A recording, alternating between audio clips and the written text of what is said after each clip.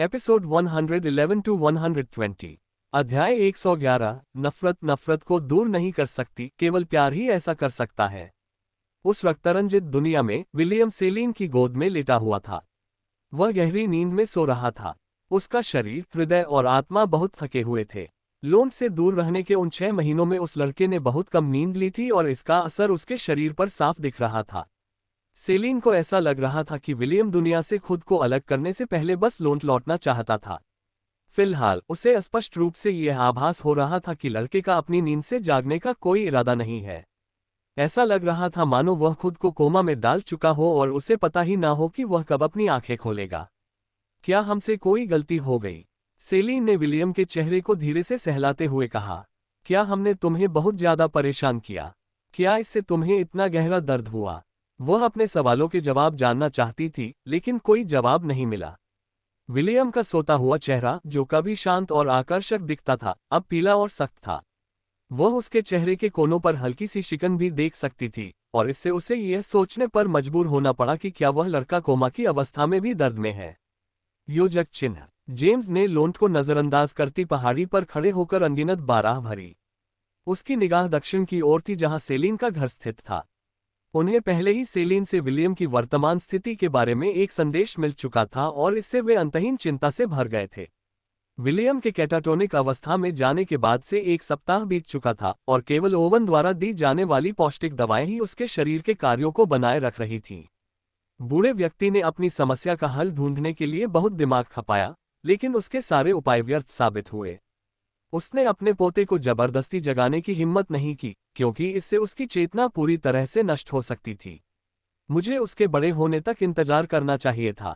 James ने अपनी मूर्खता के लिए खुद को दोषी ठहराया। सब कुछ ठीक चल रहा था और मैंने सब कुछ बर्बाद कर दिया।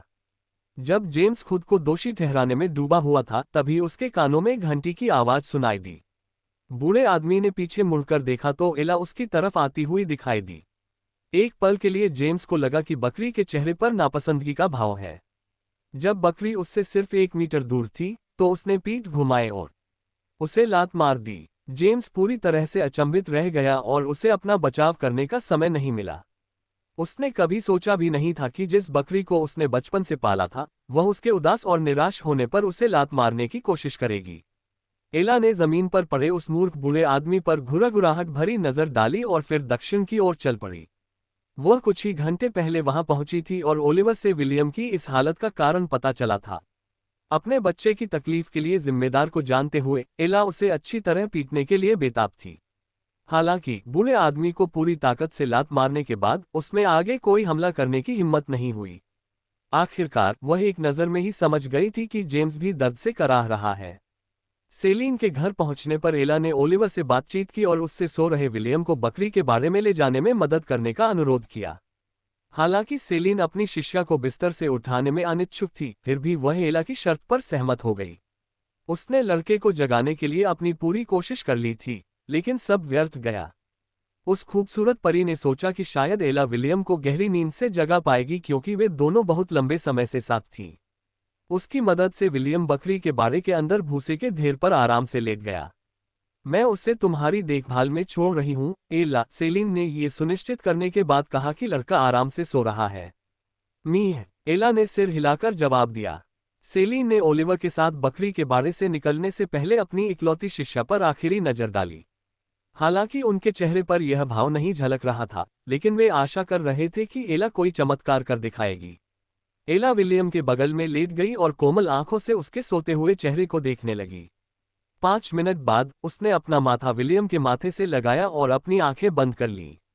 योजक चिन्ह। कमर तक पहुंचने वाले लंबे, हल्के नीले बालों वाली एक युवती खून से लथपथ दुनिया के केंद्र की ओर चल पड़ी। हर कोण से उसके अनुपात एकदम सही थे और सेलिन से भी ज्यादा सुडौल थे।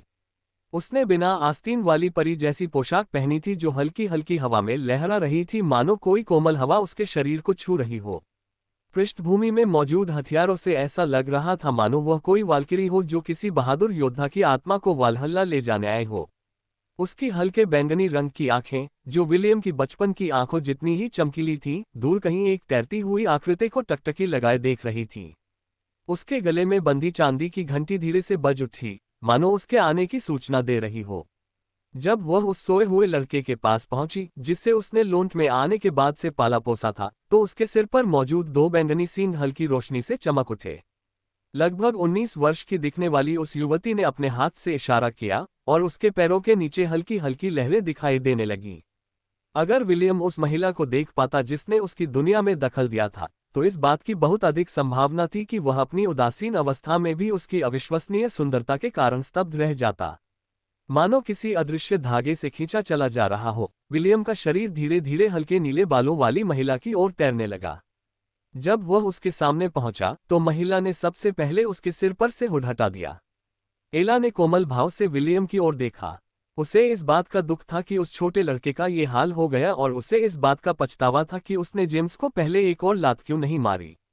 अंधकार अंधकार को दूर नहीं कर सकता, केवल प्रकाश ही ऐसा कर सकता है, एला ने विलियम को प्यार से गले लगाते हुए कोमल स्वर में कहा। घृणा घृणा को दूर नहीं कर सकती, केवल प्रेम ही ऐसा कर सकता है। उसके ऊपर आकाश में एक दिव्य सिंहासन प्रकट हुआ जो आकाश के तारों की तरह चमक रहा था। एला विलियम को गोद में लिए हवा में तैरती हुई आए और एक महारानी की तरह सिंहासन पर बैठ गई। एक हल्के से झटके से उसने अपनी परी जैसी पोशाक का ताला खोल दिया जो उसकी गर्दन के पीछे लगा हुआ था। उसका खूबसूरत ऊपरी शरीर दुनिया के सामने खुल गया, लेकिन इस दुनिया में केवल एक ही व्यक्ति मौजूद था और वह इस समय बेहोश था। एला ने धीरे से विलियम का सिर उठाया और उसके चेहरे को सहलाते हुए बोली, तुमने अभी तक अपना जीवन पूरी तरह से नहीं जिया है, तो फिर दूसरी दुनिया में जाने के लिए इतने उत्सुक क्यों हो? क्या तुम्हें लगता है कि मैं तुम्हें जाने दूंगा? अगर तुम दुनिया को कोई संदेश देना चाहते हो तो उसे सरल रखो, उतना ही सरल जितना एक चरवाहे का जीवन। विलियम के होंठ वैसे ही खुल गए जैसे पहले अनगिनत बार खुल चुके थे। उस खूबसूरत महिला को कुछ करने की जरूरत नहीं थी और वह बस प्यार भरी निगाहों से देखती रही, जैसे उसका बच्चा सहज प्रवृत्ति से उस चीज को ग्रहण करने के लिए आगे बढ़ा जो उसका हक था। योजक चिन्ह, दैनिक कार्य, दूध पियो, क्लोजिंग स्क्वायर ब्रैकेट, पुरस्कार 5000 अनुभव अंक, क्लोजिंग स्क्वायर ब्रैकेट, अतिरिक्त पुरस्कार 10 गॉड पॉइंट्स। आत्मा का उपचार वर्तमान में प्रभावी है। मेजबान की चेतना धीरे धीरे समय के साथ वापस आ जाएगी। योजक चिन्ह, विलियम के स्टेटस पेज पर कई नोटिफिकेशन दिखाई दिए, लेकिन बेहोशी की हालत में होने के कारण वह उन्हें देख नहीं पाया।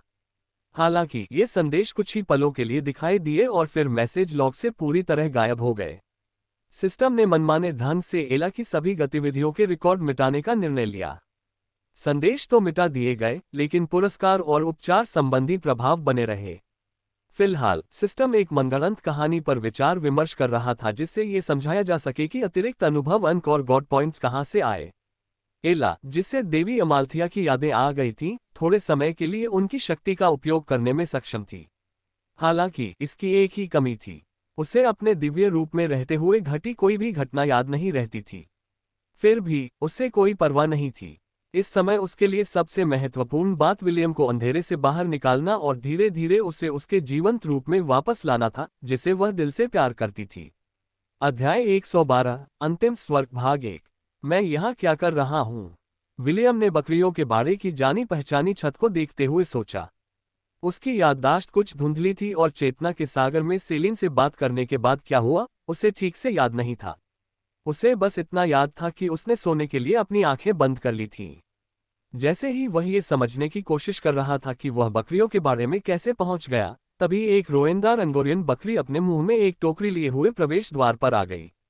एला विलियम की ओर बढ़ी और टोकरी उसके बगल में रख दी। वह बहुत खुश थी कि छोटा लड़का आखिरकार जाग गया था। विलियम ने एक बार पलकें झपकाईं जब उसने उस अंगोरियन बकरी को देखा जिसे उसने आधे साल से अधिक समय से नहीं देखा था। उसके हाथ धीरे धीरे उसकी ओर बढ़े, लेकिन बीच में ही रुक गए। उसकी सहज प्रवृत्ति ने उसे उस क्रिया को पूरा करने से रोक दिया, क्योंकि उसे लगा कि अगर उसने उसे छुआ तो वह अपने खून से सने हाथों से किसी पवित्र चीज को दूषित कर देगा। मानो उसके विचारों को भांपते हुए एला ने धीरे से मिमियाते हुए अपने चेहरे का एक हिस्सा विलियम के एक हाथ पर दबा दिया। मीह उद्धरण चिन्ह अल्पविराम उद्धरण चिन्ह। एला पास आए और विलियम के कंधे पर अपना सिर रख दिया। उसने और कुछ नहीं कहा और बस विलियम के करीब रहना चाहती थी। दूसरी ओर लाल बालों वाले लड़के ने अपने हाथ जमीन पर रखते हुए अपना गाल एला के चेहरे से सटा लिया। वह अपनी दूसरी मां को गले लगाना चाहता था जैसा वह हमेशा करता था, लेकिन उसे डर था कि कहीं वह कोई गलती न कर दे और अनजाने में। विलियम ने अपना सिर उठाया। एला अनिच्छा से पीछे हट गई और मिमियाने लगी। मीह, ओह धन्यवाद माँ। मीह। विलियम ने टोकरी खोली और उसमें कुछ पैनकेक और शहद की एक छोटी बोतल देखी। खाना देखते ही उसके पेट में गुड़गुड़ाहट होने लगी, लेकिन उसने तुरंत नहीं खाया। वह अपने हाथ धोने के लिए कुएं से पानी लेने बकरी के बाड़े से बाहर निकला। स्वच्छता के मामले में वह लड़का हमेशा खुद के प्रति बहुत सख्त था। वह खाने से पहले हमेशा अपने हाथ धोता था और भूख लगने पर भी वह बुनियादी स्वच्छता का पालन करने से नहीं चूकता था। हाथ धोने के बाद वह बकरियों के बाड़े में लौट आया और खाना खाने लगा। एला उसके बगल में घास पर बैठी रही और बस अपने बच्चे को एक हफ्ते की नींद के बाद पहला नाश्ता करते हुए देखती रही। विलियम ने अभी अपना खाना खत्म ही किया था कि सेलिन बकरियों के बारे में दाखिल हुई। तुम्हें आखिरकार जागते देखकर अच्छा लगा, सेलिन ने कहा। कैसा महसूस कर रहे हो? मैं ठीक हूँ स्वामी जी, विलियम ने उत्तर दिया। क्या आपको मुझसे कुछ काम है? सेलिन ने सिर हिलाया और भूसे पर बैठे उस छोटे लड़के को गौर से देखा। उसका वह रूखा स्वभाव अभी भी बरकरार था, लेकिन एक हफ्ते पहले जब वह लौट आया था तब की तुलना में अब काफी बेहतर था। चूंकि आप अभी अभी जागे हैं, इसलिए फिलहाल आराम करना आपके लिए सबसे अच्छा होगा, सेलिन ने कहा। क्या आज के लिए आपकी कोई योजना है? मैं नहीं जानता, विलियम ने उत्तर दिया। कुछ समय के लिए घर वापस क्यों नहीं चले जाते? मुझे यकीन है कि आपके चाचा, चाची और दादाजी आपके बारे में चिंतित होंगे। क्या मैं यहाँ कुछ और दिन नहीं रुक सकता? विलियम इस समय एंसवर्थ निवास पर वापस नहीं जाना चाहता था। हालांकि वह अपने दादा से नफरत नहीं करता था, लेकिन इस समय वह दूसरे लोगों के आसपास नहीं रहना चाहता था। वह हंसी सुनना नहीं चाहता था। वह मीठे शब्द सुनना नहीं चाहता था। वह इंसानों की गर्माहट महसूस नहीं करना चाहता था। उसके दृढ़ रुख को देखकर सेलिन के पास उसे कुछ जगह देने के अलावा कोई विकल्प नहीं था। ठीक है, तुम यहाँ जितनी देर चाहो रह सकते हो, लेकिन तुम्हें समय पर खाना खाना होगा, सेलिन ने उसे याद दिलाया। समझ गए? जी हाँ, विलियम ने सिर हिलाया। क्या मैं बाद में आपके लिए खाना बनाऊं, मालिक? नहीं, सेलिन ने सिर हिलाया। बीमार लोगों को बस आराम करना चाहिए और ठीक होना चाहिए। विलियम अपने गुरु के शब्दों का छिपा हुआ अर्थ समझ गया। सेलिन अप्रत्यक्ष रूप से उसे कह रही थी कि वह अपना सलाद अपने तक ही सीमित रखे। सच कहें तो लड़के का भी कुछ पकाने का मन नहीं था। उसने खाना पकाने की पेशकश सिर्फ इसलिए की थी ताकि वह सेलिन के प्रति सम्मान दिखा सके, क्योंकि वह उसकी मालकिन थी। सुंदर परी के विलियम को अकेला छोड़कर चले जाने के बाद वह लड़का एक बार फिर भूसे के ढेर पर लेट गया। जैसा कि उसने पहले कहा था, उसका कहीं जाने का कोई इरादा नहीं था। वह बस अकेला रहना चाहता था। उसने अपने हाथ सिर के पीछे रखे और छत को घूरने लगा। पता नहीं क्यों, जागने के बाद से ही उसे अधिक शांति और सुकून महसूस हो रहा था। लोन छोड़कर एजियो के मिशन पर जाने के बाद से यह पहली बार था जब उसे ऐसा महसूस हुआ था। अचानक उसे अपने पेट पर हल्का दबाव महसूस हुआ। एला विलियम के बगल में लेट गई थी और लड़के के पेट को तकिए की तरह इस्तेमाल कर रही थी। लड़के का हाथ अनजाने में उसके सिर को छूने के लिए बढ़ा, लेकिन बीच में ही रुक गया और उसकी बगल में गिर गया। माफ करना माँ, विलियम ने मन ही मन सोचा। मुझे डर है कि अगर मैंने तुम्हें छुआ तो कहीं गलती से तुम्हें चोट न लग जाए। अपने विचारों को शांत करने के लिए उसने वे सांस लेने के व्यायाम शुरू किए जो एजियो ने उसे अपनी इंद्रियों को शांत करने के लिए बताए थे। विलियम ने धीरे धीरे नाक से सांस ली और उतनी ही धीरे धीरे मुंह से सांस छोड़ी। 10 मिनट बाद वह आखिरकार शांत हो गया और अपनी चेतना के सागर में डूबने के लिए आंखें बंद कर लीं। जब विलियम ने अपनी आंखें खोली तो वह ये देखकर आश्चर्यचकित रह गया कि उसकी दुनिया के केंद्र में नीले आकाश का एक टुकड़ा था। इसके अलावा उसने ये भी महसूस किया कि हवा में फैली खून की तेज गंध भी कम हो गई थी। जब वह ये सोच रहा था कि आखिर क्या हो रहा है, तभी उसे महसूस हुआ कि कोई उसके मन में प्रवेश कर रहा है। विलियम ने तुरंत स्टॉर्मकॉलर को बुलाया और लड़ने की मुद्रा में आ गया। उसकी बैंगनी तलवार पर बिजली कड़कने लगी और घुसपैठिए की छवि धीरे धीरे उसके सामने प्रकट होने लगी। मैं यहाँ लड़ने नहीं आया, लेकिन मुझे लगता है कि यह भी ठीक है, विलियम से कुछ मीटर दूर रुकते हुए एक मधुर आवाज ने कहा। मैं ये जानने के लिए उत्सुक हूं कि आपने अपने प्रशिक्षण में कितनी प्रगति की है। अगर हम दोनों को एक साथ लड़ना है तो मुझे आपकी वर्तमान लड़ने की क्षमता के बारे में जानना होगा। विलियम ने अपने सामने खड़ी खूबसूरत महिला को देखते ही गहरी सांस ली। उसने सोचा था कि उसकी मालकिन पहले से ही बहुत सुंदर है, लेकिन उसकी दुनिया में अचानक आए इस अजनबी ने उसके दिल को थरथरा दिया। अपने स्तब्धपन से बाहर निकलने और खुद को उससे सवाल पूछने के लिए मजबूर करने में उसे अपनी पूरी इच्छाशक्ति लगानी पड़ी। तुम कौन हो? विलियम ने हल्के नीले बालों वाली उस महिला की ओर भाला तानते हुए पूछा, जिसे देखकर उसका दिल जोर से धड़कने लगा था। तुम मेरे चेतना सागर में कैसे प्रवेश कर गईं? हालांकि उसे उस लड़की की ओर से किसी तरह की बुरी मंशा का एहसास नहीं हुआ, लेकिन लॉन्ज से बाहर की अपनी यात्रा में उसने जो कुछ भी अनुभव किया था, उसके बाद उस लड़के में थोड़ी सी शंका विकसित हो गई थी। मुझे हराने के बाद मैं तुम्हें जवाब बताऊंगी, सुंदर महिला ने मुस्कुराते हुए क्रिस्टल से बना धनुष प्रकट किया। आओ, अपनी पूरी ताकत से मुझसे लड़ो। अपनी घोषणा के साथ ही उसने विलियम की छाती पर एक जादुई तीर चलाया। लड़के ने अपनी गति तकनीक हेवनली फैंटम का उपयोग करते हुए तीर से बचते हुए उसी क्षण उसकी ओर दौड़ लगाए। एला मुस्कुराई क्योंकि यह पहली बार था जब वह विलियम के खिलाफ लड़ रही थी। वास्तविक दुनिया में वह ऐसा नहीं कर सकती थी क्योंकि उसे डर था कि विलियम को गंभीर चोट लग सकती है। लेकिन चूंकि वे विलियम के चेतना सागर के भीतर थे, इसलिए वह जी भर कर लड़ सकती थी। आखिरकार वह चाहती थी कि विलियम की हत्या करने की मंशा कम हो जाए, और ऐसा होने के लिए उसे बिना किसी हिचकिचाहट के किसी के खिलाफ लड़ना जरूरी था।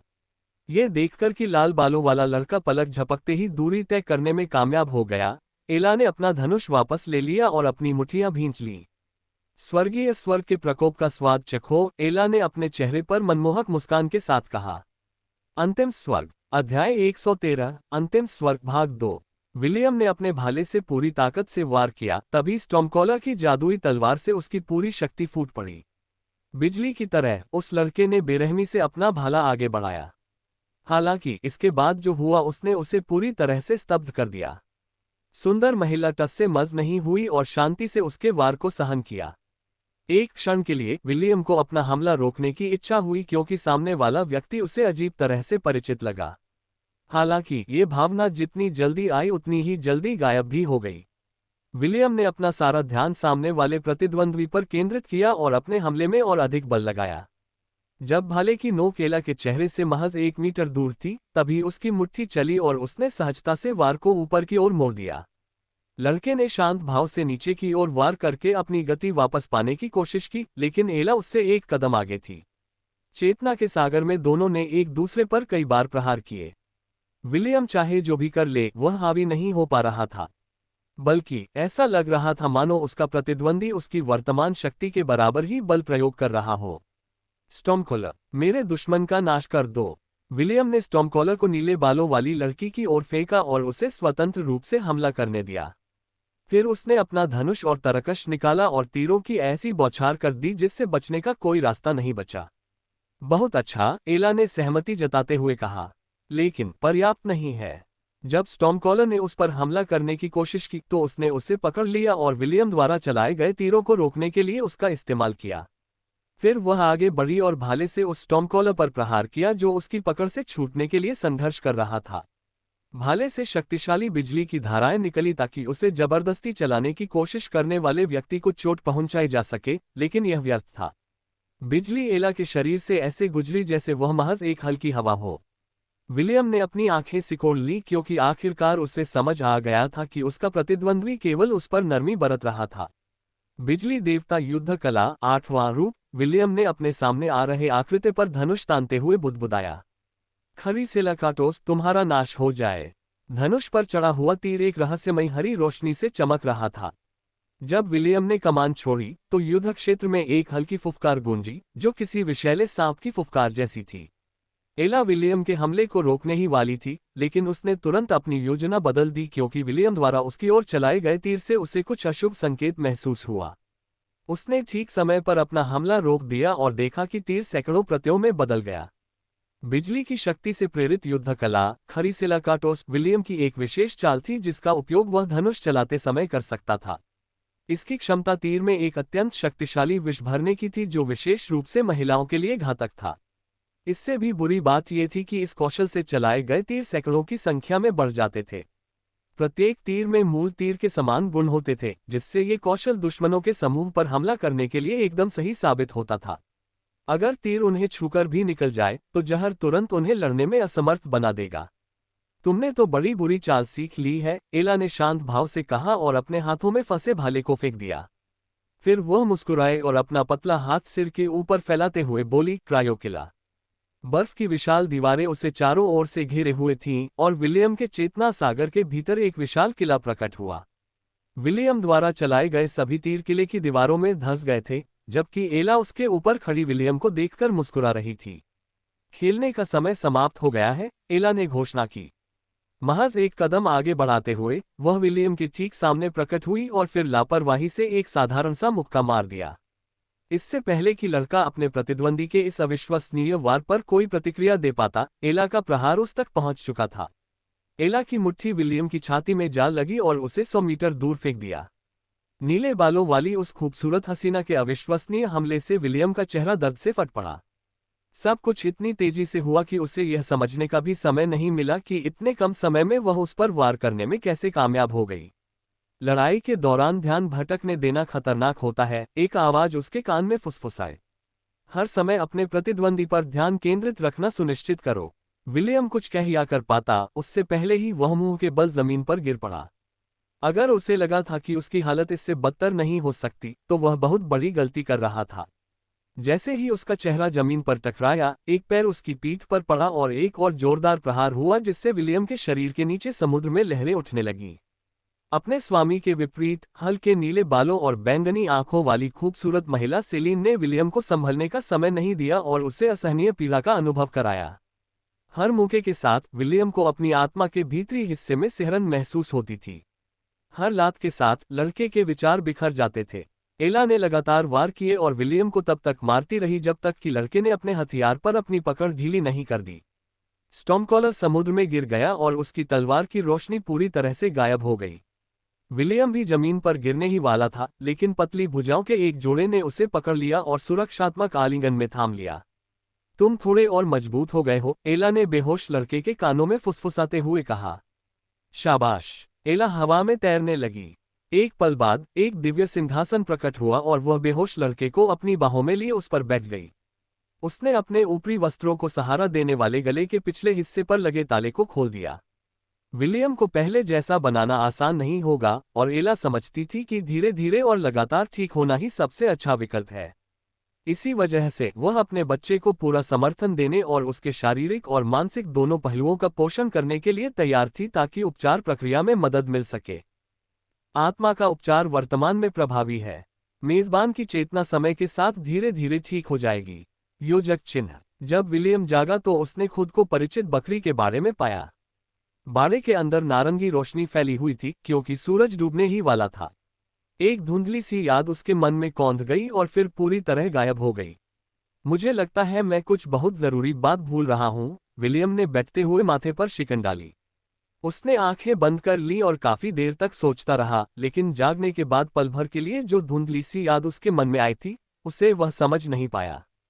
जब वह भावना आखिरकार शांत हुई तो लड़के ने उलझन में अपना सिर खुजलाया। अगर मैं इसे भूल जाऊं तो यह महत्वपूर्ण नहीं है। जैसे ही वह सेलिन के घर जाने के लिए उठने ही वाला था, बकरियों के बाड़े के प्रवेश द्वार पर एक परछाई दिखाई दी। एला अपने मुंह में टोकरी लिए विलियम की ओर चल पड़ी। उसने उसे लड़के के बगल में रख दिया और मिमियाने लगी। धन्यवाद माँ, विलियम ने कहा। मीह। विलियम ने इस पर ध्यान नहीं दिया था, लेकिन एला ने दिया। जब लड़के ने उसे धन्यवाद कहा तो उसके होठों का कोना थोड़ा ऊपर उठ गया। ऐसा लग रहा था मानो उसका शरीर मुस्कुराना याद कर रहा हो, लेकिन यह अभी भी जंग खा चुका था और इसे ठीक से काम करने के लिए और अधिक रखरखाव की आवश्यकता थी। एला की आंखें नम हो गईं क्योंकि वह जानती थी कि पुराना विलियम एक बार फिर से सतह पर उभरने लगा है। अगले कुछ दिनों के दौरान अन्ना अपनी बेटी ईव के साथ विलियम से मिलने और उसकी हालत का जायजा लेने के लिए आती रहेगी। वह अपनी बेटी को अपने बड़े चचेरे भाई को बेहतर तरीके से जानने का मौका देने के लिए ईव को विलियम के बगल में भी बिठा देती थी। विलियम बच्चे को छूने से डर रहा था, लेकिन उसे ये भी डर था कि अन्ना के प्रस्ताव को ठुकराने से उसकी चाची का दिल टूट जाएगा। इसीलिए उसने अपनी पूरी क्षमता से काम लिया और बिना हिले डुले सीधा बैठा रहा। उसने अपनी छोटी चचेरी बहन को अपने ऊपर रेंगने, अपनी उंगलियां उसकी नाक में डालने, उसके बाल थोड़े खींचने की इजाजत दी और कभी कभी तो ईव उसकी गोद में सो भी जाती थी। जब भी उसकी सहनशक्ति खत्म हो जाती, वह अपनी चाची को विनती भरी निगाहों से देखता और अन्ना इसे इस बात का संकेत समझती कि उनके पारिवारिक मिलन का समय समाप्त हो गया है। तब अन्ना ईव को अपने साथ ले जाती और अपनी बेटी के साथ खेलने के लिए विलियम को धन्यवाद देती। एला के स्नेह और पोषण की बदौलत विलियम धीरे धीरे अपना दिल खोलने लगा था। यही कारण था कि लाल बालों वाला वह लड़का अपनी प्यारी चचेरी बहन की मौजूदगी को बर्दाश्त करने की पूरी कोशिश कर रहा था, जो उससे कोई न कोई प्रतिक्रिया पाने के लिए बेताब लग रही थी। योजक चिन्ह। दिन बीतते गए, सप्ताह बीतते गए, महीने बीतते गए। अंततः चौथे महीने में वह छोटा लड़का बकरियों के बाड़े से बाहर निकला और लोंट की ओर देखने वाली पहाड़ी की ओर चल पड़ा। उसने सुबह की ताजी हवा में सांस ली और अंधेरे को घूरने लगा। पूरब में आकाश धीरे धीरे रोशन हो रहा था, लेकिन सूरज अभी तक नहीं उगा था। उसका बायां हाथ एला के शरीर से लिपटा हुआ था, जो उसे अपनी गर्माहट दे रही थी, और दोनों सूर्योदय का इंतजार कर रहे थे। जब सूरज आखिरकार क्षितिज से ऊपर निकला तो प्रकाश की पहली किरणें दुनिया को रोशन कर गईं। विलियम की हल्की हरी आंखें, जो अब पहले जैसी चमक रही थीं, पन्ना की तरह जगमगा उठी जब उसने उस खूबसूरत दुनिया के नज़ारों और आवाज़ों को महसूस किया जहां उसका जन्म हुआ था। अंधकार अंधकार को दूर नहीं कर सकता, केवल प्रकाश ही ऐसा कर सकता है, विलियम ने बुदबुदाते हुए कहा। घृणा घृणा को दूर नहीं कर सकती, केवल प्रेम ही ऐसा कर सकता है। पता नहीं क्यों, ये शब्द समय समय पर उसके मन में आते रहते थे। उसे हमेशा यह महसूस होता था कि ये शब्द उससे पहले भी किसी ने कहे हैं, शायद उसके किसी बहुत करीबी ने। लेकिन चाहे वह इन शब्दों के स्रोत को खोजने की कितनी भी कोशिश करे, उसके दिमाग में बस हल्के नीले बालों वाली एक धुंधली सी आकृति ही दिखाई देती थी। मीह, हाँ माँ, यह एक खूबसूरत सूर्योदय है। मीह। विलियम ने एला के शरीर के एक तरफ हल्के से हाथ फेरा और लोंट कस्बे को देखा। ग्रामीण इलाके का एक छोटा सा कस्बा, जहां हर कोई शांतिपूर्ण जीवन जी रहा था और दुनिया की भयावहता से दूर था। संघर्षों से त्रस्त भूमि में स्वर्ग का एक छोटा सा टुकड़ा। योजक चिन्ह। मास्टर, क्या आपको ये पसंद आया? विलियम ने पूछा। मैंने इसे पकाने में अपने सभी कौशल का इस्तेमाल किया है। बुरा नहीं है, लेकिन क्या आप अगली बार इसमें थोड़ा मांस डाल सकती हैं? सेलिन ने जवाब दिया। हालांकि मैं एक एल्फ हूं, लेकिन मैं शाकाहारी नहीं हूं। गुरुजी, सब्जियां आपके शरीर के लिए अच्छी होती हैं, विलियम ने सेलिन के तर्क का खंडन किया। ये त्वचा को मुलायम रखती हैं और आपको जवान और स्वस्थ दिखाती हैं। खाना खाने के बाद विलियम एंसेवर्थ निवास लौटने के लिए निकल गया। जब लड़का उनकी नजरों से ओझल हो गया तो उस खूबसूरत परी ने ओलिवर को तिरछी नजर से देखते हुए मुस्कुराया। तोते जैसे बंदर ने आंखें घुमाई और फिर सेलिन के लिए कुछ मांस के व्यंजन बनाने के लिए रसोई की ओर उड़ गया। दोनों नहीं चाहते थे कि विलियम की हालत फिर से बिगड़ जाए, इसलिए वे उसके सामने मांस पकाने की हिम्मत नहीं करते थे। हालांकि यह एक झंझट था, फिर भी दोनों ने अपने शिष्य की खातिर यह सब सहन किया। अध्याय 114। चुनाव करना आपके हाथ में है। सूर्योदय से उत्साहित होकर विलियम जल्द ही खुद को एक ऐसे शक्तिशाली शत्रु का सामना करते हुए पाया जो टेरहन से दोगुना ताकतवर था। तुम उसे गोद में क्यों नहीं लेते? अन्ना ने पूछा। नीली आंखों की एक जोड़ी ने उसकी ओर देखा और विलियम को लगा कि उसका दिल तेजी से धड़क रहा है। या, ईव ने नए उत्साह के साथ अपने बड़े भाई को देखते हुए कहा। हेलो ईव, विलियम ने अपने चेहरे पर बनावटी मुस्कान के साथ जवाब दिया। 2 साल की बच्ची विलियम के एंसेवर्थ निवास पर लौटते ही उसके पास रेंग कर चली गई, जिससे यह अजीबोगरीब स्थिति पैदा हो गई। विलियम को हल्की खांसी आई क्योंकि उसे समझ नहीं आ रहा था कि वह अपनी चाची अन्ना के अनुरोध का क्या जवाब दे। अगर वह 1 साल पहले वाला विलियम होता तो वह ईव को गले लगाकर खूब प्यार करता, उसे दुलारता और चूमता। लेकिन अभी वह उस नाजुक बच्ची को गोद में लेने से डर रहा था, कहीं ऐसा न हो कि वह अपनी ताकत पर काबू न रख पाए और गलती से उसे चोट पहुंचा दे। ये दृश्य देखकर जेम्स मदद के लिए आगे आया और अपनी प्यारी पोती को फर्श से उठा लिया। जेम्स ने बताया, विलियम अभी भी अपने प्रशिक्षण के कारण अपनी ताकत पर नियंत्रण नहीं रख पा रहा है। उसे बस इस बात की चिंता है कि कहीं वह अपनी चचेरी बहन को नुकसान न पहुंचा दे, इसलिए वह उसे जल्दी से गले नहीं लगाना चाहता। अन्ना ने अपने भतीजे की ओर देखते हुए भौहें चढ़ा ली और पूछा, क्या इसलिए तुम उसके साथ नहीं खेल रहे हो? हाँ, विलियम ने सिर हिलाया। माफ करना चाची, मैं ईव के साथ खेलना चाहता हूँ, लेकिन मैं उसे चोट नहीं पहुंचाना चाहता। ईव खिलखिलाकर हंस पड़ी और विलियम के बालों का एक गुच्छा पकड़ लिया। ऐसा लग रहा था मानो वह छोटी बच्ची अपने बड़े भाई को उसे चोट पहुंचाने की चुनौती दे रही हो। जब नन्हा बच्चा हंसते हुए उसके बाल खींच रहा था तो वह छोटा लड़का असहाय होकर मुस्कुराने के अलावा कुछ नहीं कर सका। इसी बीच जेम्स ने हेलेन के कान में फुसफुसाकर विलियम की वापसी का जश्न मनाने के लिए कुछ स्वादिष्ट खाना बनाने को कहा। साथ ही उसने ये भी कहा कि खाने में मांस बिल्कुल न हो। मुख्य नौकरानी ने सहमति में सिर हिलाया और रसोई की ओर चल पड़ी। जेम्स ने मुस्कुराते हुए अपने पोते को देखा जिसे उसकी पोती तंग कर रही थी।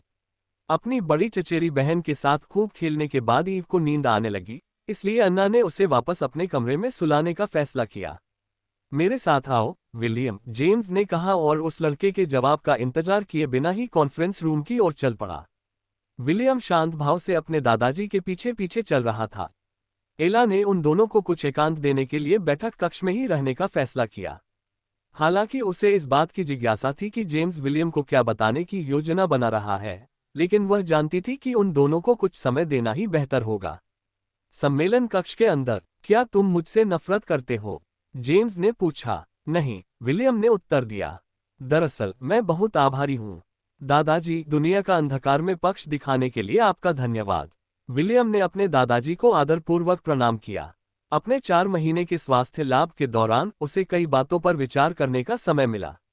उनमें से एक ये भी था कि जेम्स ने उसे एजीओ के मिशनों पर अपने साथ जाने की अनुमति क्यों दी। विलियम को एक सांस्कृतिक आघात का अनुभव हुआ। हालांकि उसने दक्षिणी महाद्वीप में ऐसी घटनाओं के बारे में सुना और कल्पना की थी, लेकिन उन्हें अपनी आंखों से देखने पर उसे उस दुनिया के बारे में अपने ज्ञान पर संदेह होने लगा जिसमें वह वर्तमान में रह रहा था। यह एक दर्दनाक सबक था जिसने विलियम को निराशा में डुबो दिया। सौभाग्य से कुछ लोग ऐसे थे जो उसकी परवाह करते थे और उसे उस अंधकार से बाहर निकाल लाए जिसमें वह खुद फंस गया था। जेम्स ने कुछ नहीं कहा और बस अपने पोते को देखता रहा। वह बूढ़ा हो चुका था और समझता था कि पुरुषों के बीच कुछ बातें कहना जरूरी नहीं होता। मुझे बहुत खुशी है कि तुमने अपने बंधन तोड़ दिए, लेकिन तुम्हारा वर्तमान स्वरूप ठीक नहीं है, जेम्स ने गंभीर भाव से कहा।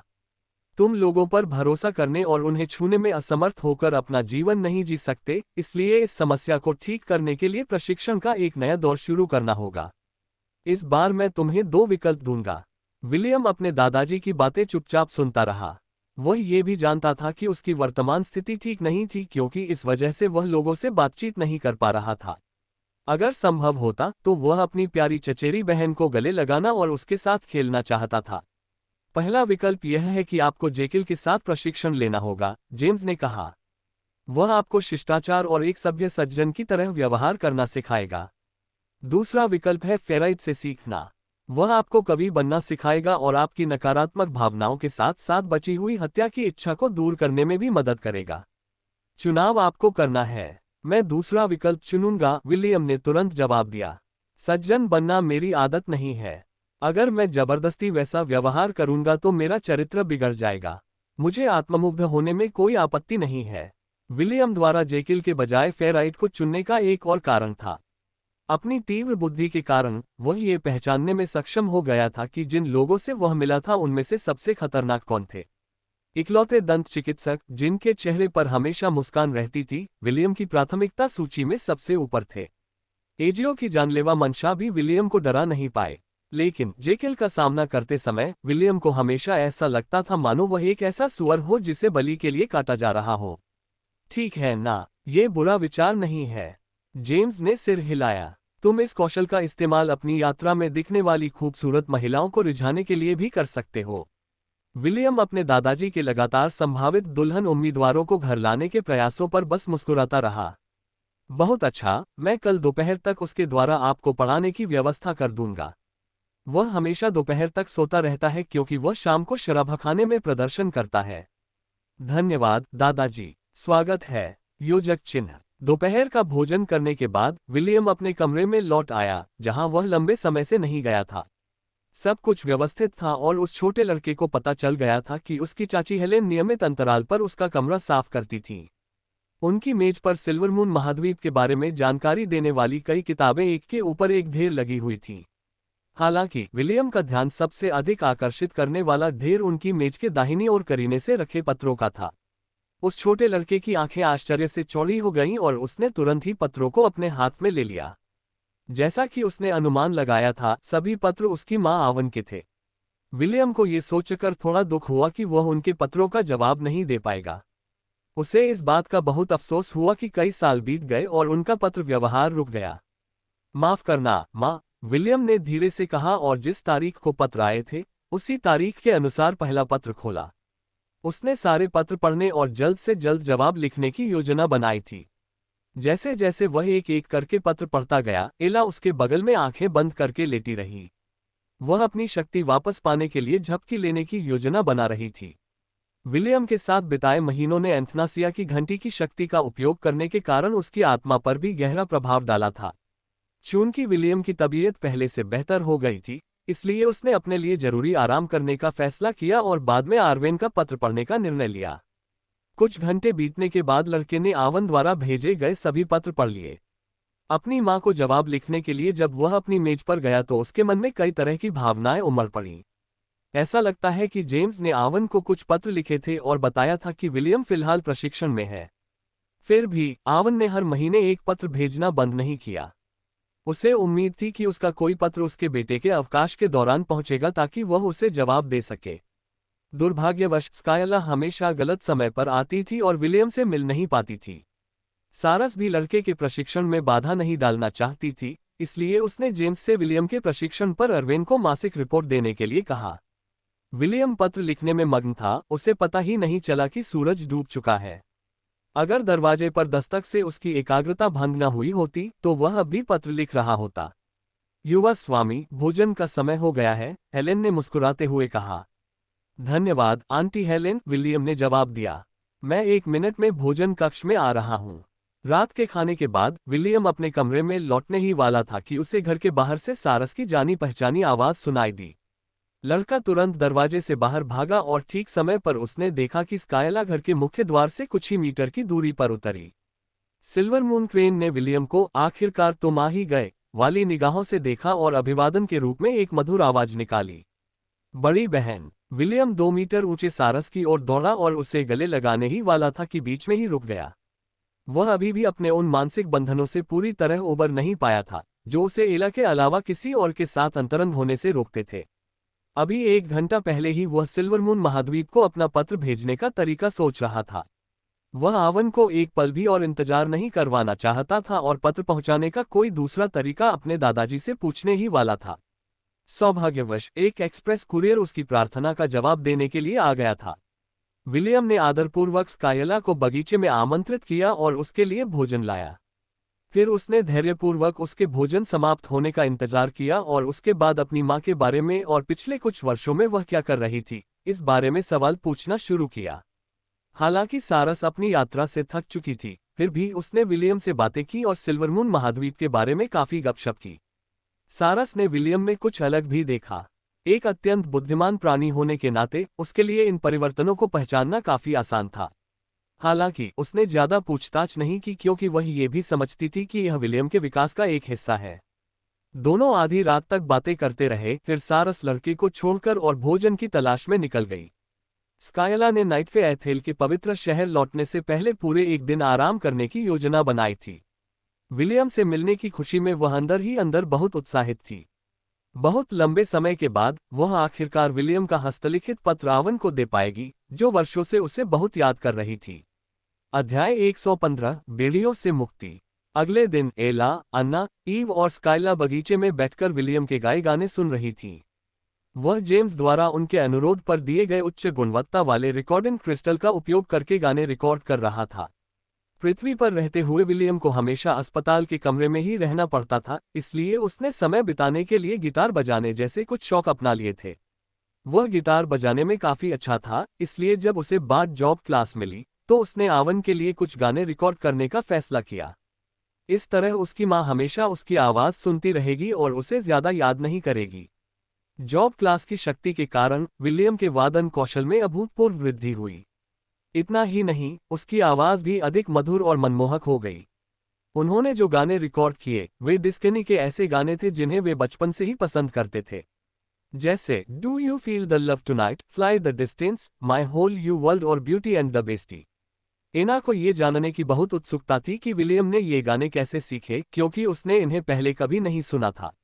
उस लड़के ने बस इतना कहा कि उसने ये गाने लॉन्च से बाहर यात्रा के दौरान सुने थे। ये गाने ईव के लिए लोरी की तरह थे और विलियम के एकल संगीत कार्यक्रम के दौरान छोटी बच्ची शांति से सो रही थी। उस रात स्कायला ने अपने पंख फैलाए और सिल्वर मून महाद्वीप की ओर अपनी यात्रा शुरू की। वह घर लौटने के लिए बहुत उत्सुक थी ताकि आवन अपने बेटे का प्रदर्शन सुन सके। सारस जानती थी कि विलियम के गाने सुनते ही उसकी साथी खुशी के आंसू रो पड़ेगी, और इससे जल्द वापस लौटने का उसका दृढ़ संकल्प और भी प्रबल हो गया। योजक चिन्ह। अगले दिन फेराइट विलियम के बगल में बैठ गया क्योंकि उसने उसे लोगों के सामने प्रदर्शन करने का सही तरीका सिखाया। जब आप गीत गाते हैं तो आपको मुस्कुराना चाहिए, फेराइट ने अपना ल्यूट पकड़े हुए कहा। शायद आपको यकीन न हो, लेकिन जब आप मुस्कुराते हैं तो आपका दिल भी मुस्कुराता है। इससे हमारे गीतों में शक्ति आती है क्योंकि हम कवियों को हमेशा दिल से गाना चाहिए। भावना जितनी प्रबल होगी, हमारे गीतों की शक्ति उतनी ही प्रबल होगी। एक गीत से हम सेना का मनोबल बढ़ा सकते हैं या उन्हें फूट फूट कर रुला सकते हैं। हम महिलाओं के दिलों को मोह सकते हैं या बच्चों को अपनी धुन पर नचा सकते हैं। यही संगीत की शक्ति है, और मैं साहपूर्वक कह सकता हूं कि यह उन सबसे अद्भुत उपहारों में से एक है जो देवताओं ने हम नश्वर प्राणियों को दिए हैं। विलियम ने सहमति में सिर हिलाया। जीवन के कठिन समय में संगीत हमेशा उसका साथी रहा था। खैर, हम दोनों पहले से ही सुंदर हैं, इसलिए हमें अपने चेहरे संवारने की जरूरत नहीं है, फेराइट मुस्कुराए।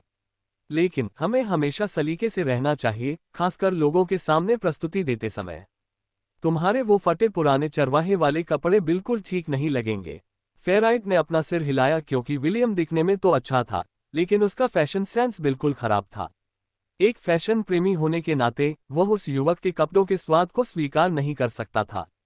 सुनो, हालांकि मैं समझती हूँ कि तुम एक चरवाहे हो, लेकिन जब हम साथ हो तो मैं उम्मीद करती हूँ कि तुम एक कलाकार की तरह कपड़े पहनोगे, फेराइट ने आदेश दिया।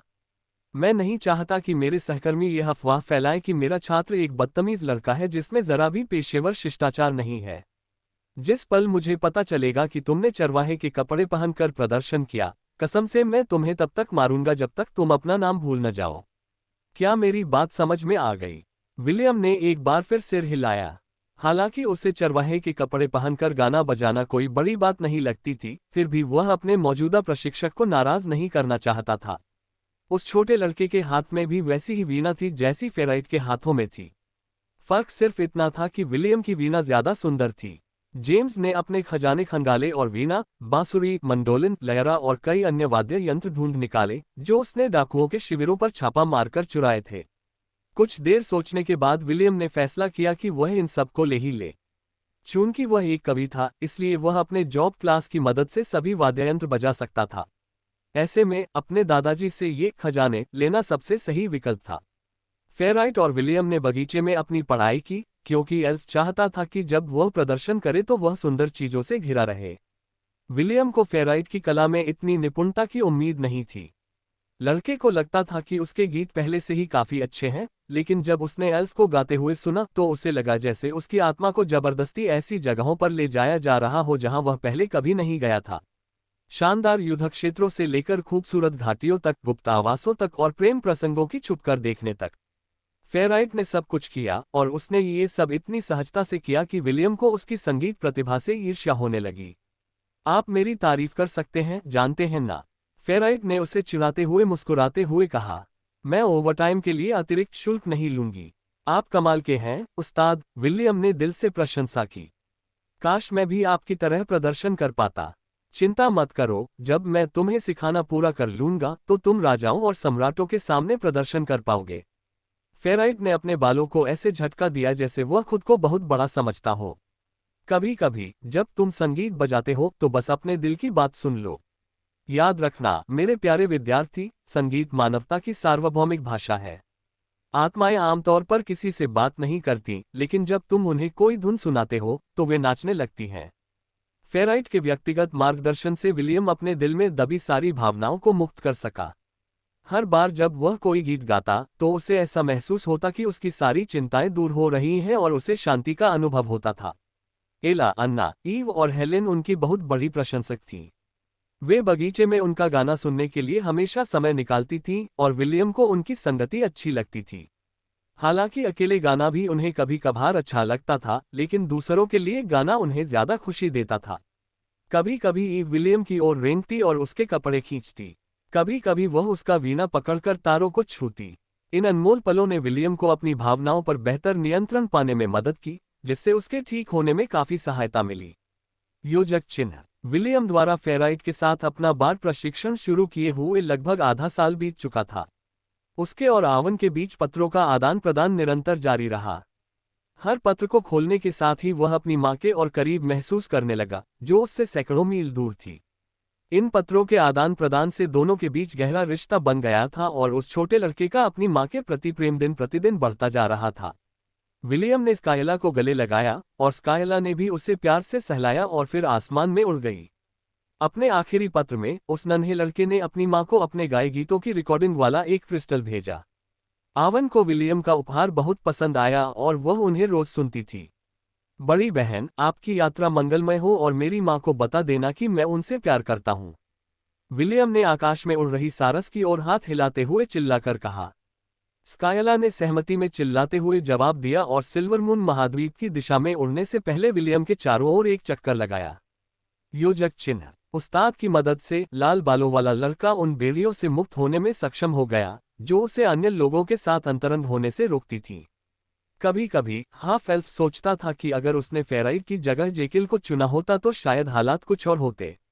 उसे ऐसा लगता था कि अगर उसने संगीत की शक्ति सिखाने वाले उस जीवंत कवि के बजाय दंत चिकित्सक को अपना शिक्षक चुना होता, तो शायद वह अपने लिए कुछ बहुत महत्वपूर्ण खो देता। Twinkle twinkle little star, how I wonder where you are, William गा रहा था जबकि उसकी गोद में बैठी थी, दुनिया से बहुत ऊपर, आकाश में हीरे की तरह। ईव विलियम के साथ गाने की कोशिश करते हुए बच्चों जैसी आवाजें निकाल रही थी।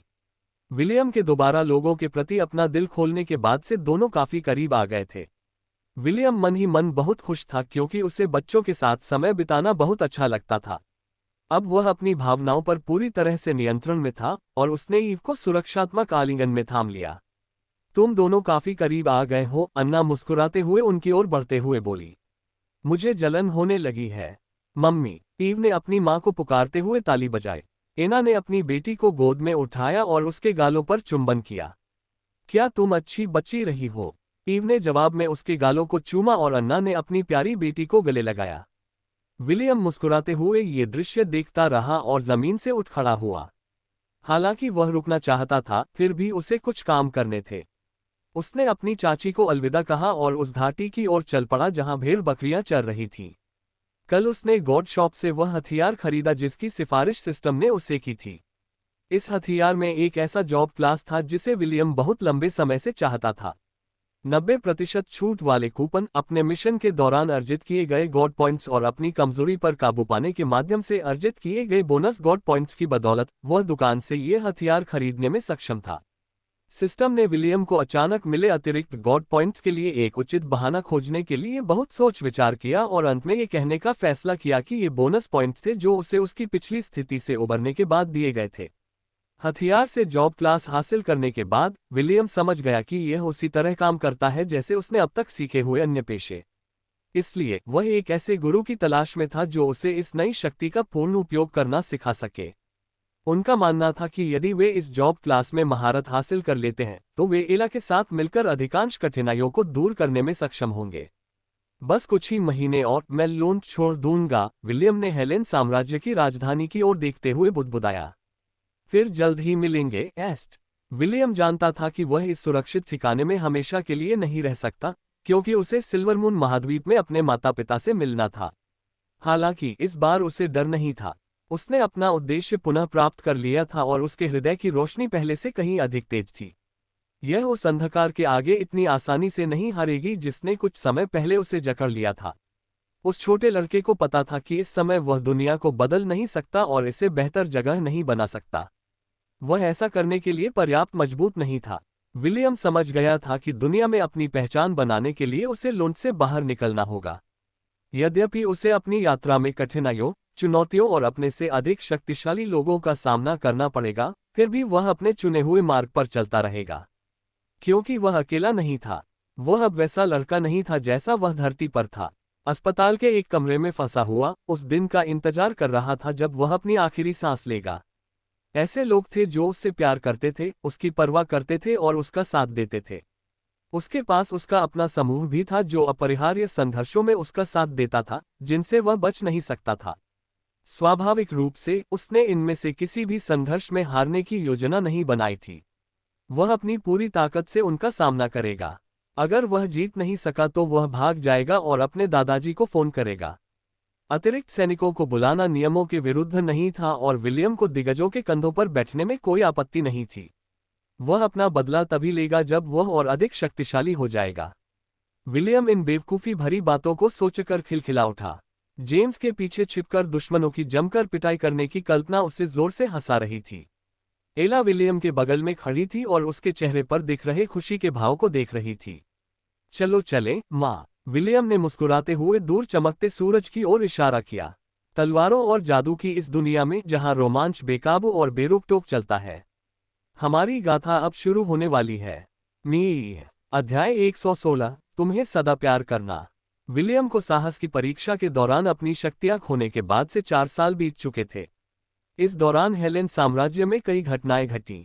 जैसा कि जेम्स ने भविष्यवाणी की थी, राजा द्वारा बीस्ट टाइड के बाद की स्थिति को संभालने के बाद उन्होंने उन लोगों को भेजा जिन्होंने सराहनीय सेवा की थी, ताकि वे उन जमीनों को वापस ले सकें जिनके मालिक उनसे बिछड़ गए थे। जेम्स की त्वरित कार्रवाई के कारण फुशिया और जिनारलोंट के नियंत्रण में आ गए। रईसों ने हंगामा किया, लेकिन राजा ने विंडकीपगढ़ की लड़ाई के दौरान जेम्स द्वारा अर्जित गुणों का हवाला देकर उन्हें शांत कर दिया। बेशक ये तो राजा का मात्र बहाना था। वह जानता था कि जेम्स से निपटना एक झंझट है, इसलिए उसने उसकी हरकतों को नजरअंदाज करने का फैसला किया। इसके अलावा ओरुब्रोस सिर्फ दिखावे के लिए नहीं था। वह एक ऐसा योद्धा था जो जीवन मरण की लड़ाई में बाढ़ के ड्रैगन का आसानी से मुकाबला कर सकता था। लोंट की सीमाओं के पास की भूमि पर पुनः अधिकार प्राप्त करने वाले रईसों ने जेम्स को ढेर सारे उपहार भेजने का फैसला किया ताकि वे शांतिपूर्वक सह अस्तित्व की इच्छा प्रदर्शित कर सकें। सेड्रिक ने भी यह बात मान ली थी कि बचे हुए लोगों के साथ फुशिया का पुनर्निर्माण करना असंभव है। अगर वह कहता कि उसे मौजूदा हालात पर दुख नहीं है, तो वह झूठ बोल रहा होता, लेकिन लिया ने उसे समझाया कि यही सबसे अच्छा फैसला है। अपने दिल के दर्द को भुलाने के लिए सेड्रिक ने जेम्स से मध्य महाद्वीप जाने में मदद करने का अनुरोध किया, ताकि वह वहां की किसी अकादमी में दाखिला ले सके। जेम्स ने उसका अनुरोध मान लिया और उसे आवश्यक धनराशि दे दी। राजा ने फोर्ट विंडरमेयर के पुनर्निर्माण का आदेश दिया और यहां तक कि निषिद्ध भूमि के ठीक सामने एक किला बनाने की योजना भी तैयार की। वह जानता था कि यदि एक और भयानक आपदा आए तो नवनिर्मित कस्बे और गांव एक बार फिर मानचित्र से मिट जाएंगे। पश्चिमी क्षेत्र पर दावा करने वाले कुलीन वर्ग ने इस योजना का समर्थन किया और किले के निर्माण में तेजी लाने के लिए अपने खजाने से कुछ हजार सोने के सिक्के दान भी किए। योजक चिन्ह। लोंट के ऊपर एक पहाड़ी पर एक 14 वर्षीय लड़का एक अंगोरियन बकरी के ऊपर बैठा था। वह सूर्योदय की प्रतीक्षा करते हुए अपनी बाहों में एक 3 वर्षीय बच्ची को गोद में लिए हुए था। उसकी बाहों में छोटी बच्ची दुनिया की किसी भी चिंता के बिना शांति से सो रही थी। ईव वॉन आइनसेवर्थ परिवार का अनमोल रत्न थी। एला ने धीरे से मिमियाई। ईव, उठने का समय हो गया है, विलियम ने अपनी छोटी चचेरी बहन के गालों को हल्के से छूते हुए कहा। सूरज निकलने ही वाला है। छोटी बच्ची की पलकें फड़फड़ाईं। नीलम से भी अधिक सुंदर, मासूम नीली आंखों की एक जोड़ी ने नींद भरी निगाहों से विलियम की ओर देखा। सुप्रभात, ईव। विलियम ने उस प्यारी सी छोटी बच्ची को देखकर मुस्कुराया। ईव ने कुछ सेकंड तक उसे निहारा, फिर सोने के लिए अपनी आंखें बंद कर लीं। नींद में खलल पड़ने से उसके होंठ थोड़े सिकुड़ गए। विलियम सूरज उगते हुए बस बेबसी से अपना सिर हिलाता रहा। वह अपनी प्यारी चचेरी बहन को जबरदस्ती अपने साथ सूर्योदय देखने के लिए मजबूर नहीं कर सकता था। सुबह की रोशनी में नहाते हुए उसे पीछे से कदमों की आहट सुनाई दी। हर कदम की भारीपन से विलियम समझ गया कि ये उसके दादा जेम्स ही हैं। हमारी नन्ही सी बच्ची अभी भी सो रही है? जेम्स ने एला और विलियम के बगल में खड़े होकर पूछा। हाँ, विलियम ने जवाब दिया। वह 1 मिनट पहले जाग गई थी, लेकिन फिर से सोने का फैसला किया। तो उसे सोने दो, जेम्स ने स्नेहपूर्वक कहा। लड़कियों को अपनी ब्यूटी स्लीप की जरूरत होती है। बिल्कुल, विलियम सहमत हुआ। तुम दोनों ईव को बहुत ज्यादा बिगाड़ते हो। अन्ना अपने ससुर और भतीजे की ओर मुस्कुराते हुए बढ़ी। मुझे डर है कि जब ईव बालिग हो जाएगी और तुम दोनों सामने के दरवाजे पर पहरा दे रहे होगे, तो कोई भी उससे शादी करने की हिम्मत नहीं करेगा। अगर किसी ने मेरी प्यारी पोती से प्रेम करने की हिम्मत की तो मैं उसकी टांगे तोड़ दूंगा, जेम्स ने गुस्से से कहा। सिर्फ उनके पैर, इससे बेहतर होगा कि हम उनकी बाहें भी तोड़ दें, विलियम ने सुझाव दिया। मेरी प्यारी चचेरी बहन बहुत अनमोल है। अगर वो कमीने उसे अपने गंदे हाथों से छूने की कोशिश करें तो क्या होगा? बिल्कुल, हमें उनकी बाहें भी तोड़ देनी चाहिए। ठीक है। नहीं, अन्ना ने अति सुरक्षात्मक जोड़ी को घूरकर देखा। तुम दोनों उसके प्रेम जीवन के रास्ते में मत आना। ठीक है, ठीक है। दोनों पुरुषों ने एक दूसरे की ओर देखा। स्पष्ट रूप से वे केवल सतही तौर पर सहमत थे, और जब ईव बड़ी हो जाएगी तो वे निश्चित रूप से किसी को भी अपन कर देंगे जो उस पर हाथ उठाने की हिम्मत करेगा। भोर की खामोशी एक सफेद सारस की आवाज से टूट गई। विलियम ने अपना सिर उठाया और उस परिचित प्रेतात्मा को देखा जो पहली बार लोंट में तब आया था जब वह 10 साल का था। 1 मिनट बाद 2 मीटर ऊंचा सारस एला के पास आकर बैठ गया और विलियम को कोमल निगाहों से देखने लगा। बड़ी बहन स्काइला, आपकी मेहनत के लिए धन्यवाद, विलियम ने मुस्कुराते हुए अभिवादन किया। माँ कैसी हैं? क्या वह ठीक है? सफेद सारस ने अपना सिर हिलाया। विलियम ने सोई हुई ईव को अन्ना को लौटा दिया और एला की पीठ से उतर गया। फिर उसने सफेद सारस के सिर को सहलाया और उसके पैर से बंधा पार्सल उठा लिया। जेम्स और अन्ना ने एक दूसरे को देखकर सहमति जताई और साथ में घर लौट आए। वे विलियम को अपनी मां का पत्र पढ़ने के लिए कुछ एकांत देना चाहते थे। बड़ी बहन, मुझे आज कुछ काम करने हैं, इसलिए मैं दोपहर के आसपास ही जवाब वाला पत्र लिख पाऊंगा, विलियम ने क्षमाप्रार्थी लहजे में कहा। सफेद सारस ने विलियम के चेहरे के किनारे को हल्के से सहलाया और फिर उससे मैं समझ गया का भाव दिखाया। इसके बाद उसने अपने पंख फैलाए और नदी की ओर उड़ गई, जहां वह कुछ मछलियां पकड़कर आराम करेगी और विलियम के पत्र लिखने का इंतजार करेगी। विलियम ने अपने हाथों में मौजूद पत्र खोला, जबकि एला ने अपना सिर उसके कंधे पर टिका दिया। ऐसा लग रहा था मानो वह अपने बच्चे की मां द्वारा भेजा गया पत्र पढ़ना चाहती हो। हमेशा की तरह विलियम ने पत्र को जोर से पढ़ा ताकि एला भी उसकी बातें सुन सके। योजक चिन्ह। मेरे प्रिय विलियम को, नाइटफे एथेल में वसंत ऋतु आ गई है और सिल्वर मून के फूल खिलने लगे हैं। काश आप इन्हें देख पाते, लेकिन इसके लिए आपको तब तक इंतजार करना पड़ेगा जब तक आप सिल्वर मून महाद्वीप की यात्रा करने लायक उम्र के नहीं हो जाते। आपके दादा दादी स्वस्थ हैं और उन्हें पिछली बार भेजे गए उपहार बहुत पसंद आए। उन्हें आपकी भेजी हुई रिकॉर्डिंग भी बहुत अच्छी लगी। यहाँ तक कि जब भी हमारे घर में मेहमान आते हैं वे उसे जरूर बजाते हैं। मेरे दोनों शिष्यों को भी आपका गायन बहुत पसंद आया और वे ये जानने के लिए उत्सुक थे कि आपने जो गीत गाए हैं उन्हें किसने रचा है। मुझे पता है कि यह थोड़ा असुविधाजनक हो सकता है, लेकिन क्या आप अपने अगले पत्रों में और भी रिकॉर्ड किए हुए गीत भेज सकती हैं? मैं वादा करती हूँ कि मैं उन्हें अपने पारिवारिक धरोहरों से भी अधिक संभाल कर रखूंगी। क्योंकि वे सब जानते हैं कि मैं इस समय एक पत्र लिख रही हूँ, इसलिए वे उम्मीद कर रहे हैं कि जब स्काइला मेरे पास वापस आएगी तो आप उपहारों का एक और जत्था भेजेंगे। मुझे पता है कि यह थोड़ा झंझट भरा है, लेकिन कृपया पूरी कोशिश कीजिएगा, ठीक है? योजक चिन्ह। विलियम अपने दादा दादी के बारे में पढ़ते हुए मुस्कुराया। उसने अतीत में उनके साथ पत्रों का आदान प्रदान भी किया था और उसे पता चला कि वे उसके दादा जेम्स से भी ज्यादा सनकी थे। एला के इशारे पर उसने एक बार फिर अपना ध्यान अपने हाथों में मौजूद पत्र को पढ़ने पर केंद्रित किया। योजक चिन्ह। अगर मुझे सही याद है तो जब तक ये पत्र लोंट पहुंचेगा तब तक आप रॉयल अकादमी में दाखिला लेने के लिए हेलेन साम्राज्य की राजधानी की ओर अपनी यात्रा की तैयारी कर रहे होंगे। मुझे मानव राज्यों में शिक्षा की गुणवत्ता की जानकारी नहीं है, लेकिन मैं प्रार्थना करता हूं कि अकादमी में रहने के दौरान आप बहुत कुछ सीखें। याद रखें, वहां पढ़ाई करने जाए, लड़कियों के साथ मौजमस्ती करने नहीं। तुम अभी इसके लिए बहुत छोटे हो, इसलिए अपनी पढ़ाई पर ध्यान दो। अपने पिता की तरह मत बनो जो हर तरफ लड़कियों को आकर्षित करते थे। स्काइला मुझसे ज्यादा हेलेन साम्राज्य से परिचित है, इसलिए मुझे यकीन है कि वह नियमित अंतराल पर मेरे पत्र आप तक पहुंचा सकेगी। मेरी प्रियतमा, मुझे तुम्हारी बहुत याद आती है और मैं उस दिन का बेसब्री से इंतजार कर रही हूं जब मैं तुम्हें अपनी बाहों में भर सकूंगी। तब तक अपना ख्याल रखना और किसी भी तरह की परेशानी से दूर रहना। और हाँ, एला को मेरा प्यार देना। इतने सालों तक उसने आप सबको जो प्यार दिया है उसके लिए मैं हमेशा आभारी रहूंगी। जब आप नाइटफे एथेल में मुझसे मिलने आए तो उसे भी साथ लाना। मैं उससे व्यक्तिगत रूप से धन्यवाद करने के लिए उत्सुक हूँ। हर रात चंद्रदेवी का आशीर्वाद आप पर बना रहे। तुम्हें हमेशा प्यार करते हुए, आवन एनेरियन आइनसेवर्थ। योजक चिन्ह। विलियम ने पत्र पढ़ने के बाद उसे चूमा। उसकी आंखें नम थीं, उसने सावधानीपूर्वक पत्र को मोड़कर विजय की अंगूठी के अंदर रख दिया। माँ, कुछ वर्षों बाद हम माँ से मिलने सिल्वर मून महाद्वीप जाएंगे, विलियम ने धीरे से कहा।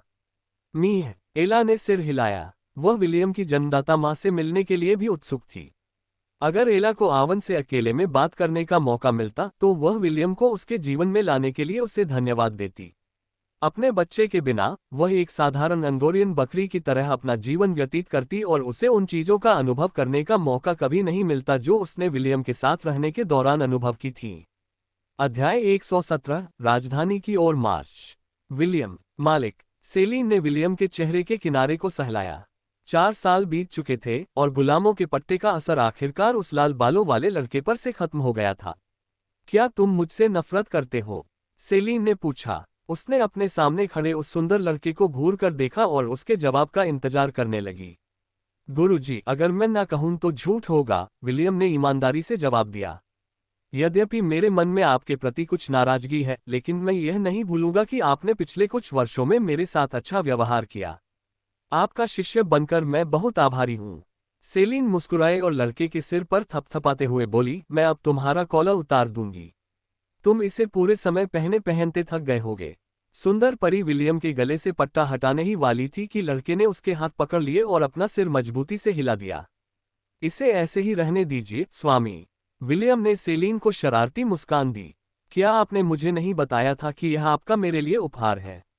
चूंकि यह उपहार है, इसलिए आपको इसे वापस नहीं लेना चाहिए। ओह, तुम्हें मेरा गुलाम बनना इतना पसंद है। सेलिन ने भौहें चढ़ा ली। ये पहला उपहार है जो मुझे आपसे मिला है, गुरुजी। स्वाभाविक रूप से यह मेरे लिए बहुत अनमोल है, विलियम ने उत्तर दिया। हम बड़े होकर तुम मीठी मीठी बातें करने लगे हो। आपकी प्रशंसा के लिए धन्यवाद। कृपया मेरी और प्रशंसा करें, स्वामी। सेलिन ने विलियम के माथे पर हल्के से उंगली मारी, लेकिन उसमें ज्यादा ताकत नहीं थी। लड़का अपने गुरु के प्यारे दिखने के प्रयास पर बस मुस्कुराया। क्या आपने अपनी यात्रा के लिए सारी तैयारी कर ली है? सेलिन ने पूछा। लोंड से राजधानी तक की यात्रा में कम से कम 10 दिन लगेंगे। अतिरिक्त भोजन और पानी जरूर पैक कर लें। हालांकि रास्ते में शिकार करके पानी मिल सकता है, लेकिन आपात स्थिति में भोजन और पानी का स्टॉक रखना सबसे अच्छा रहेगा।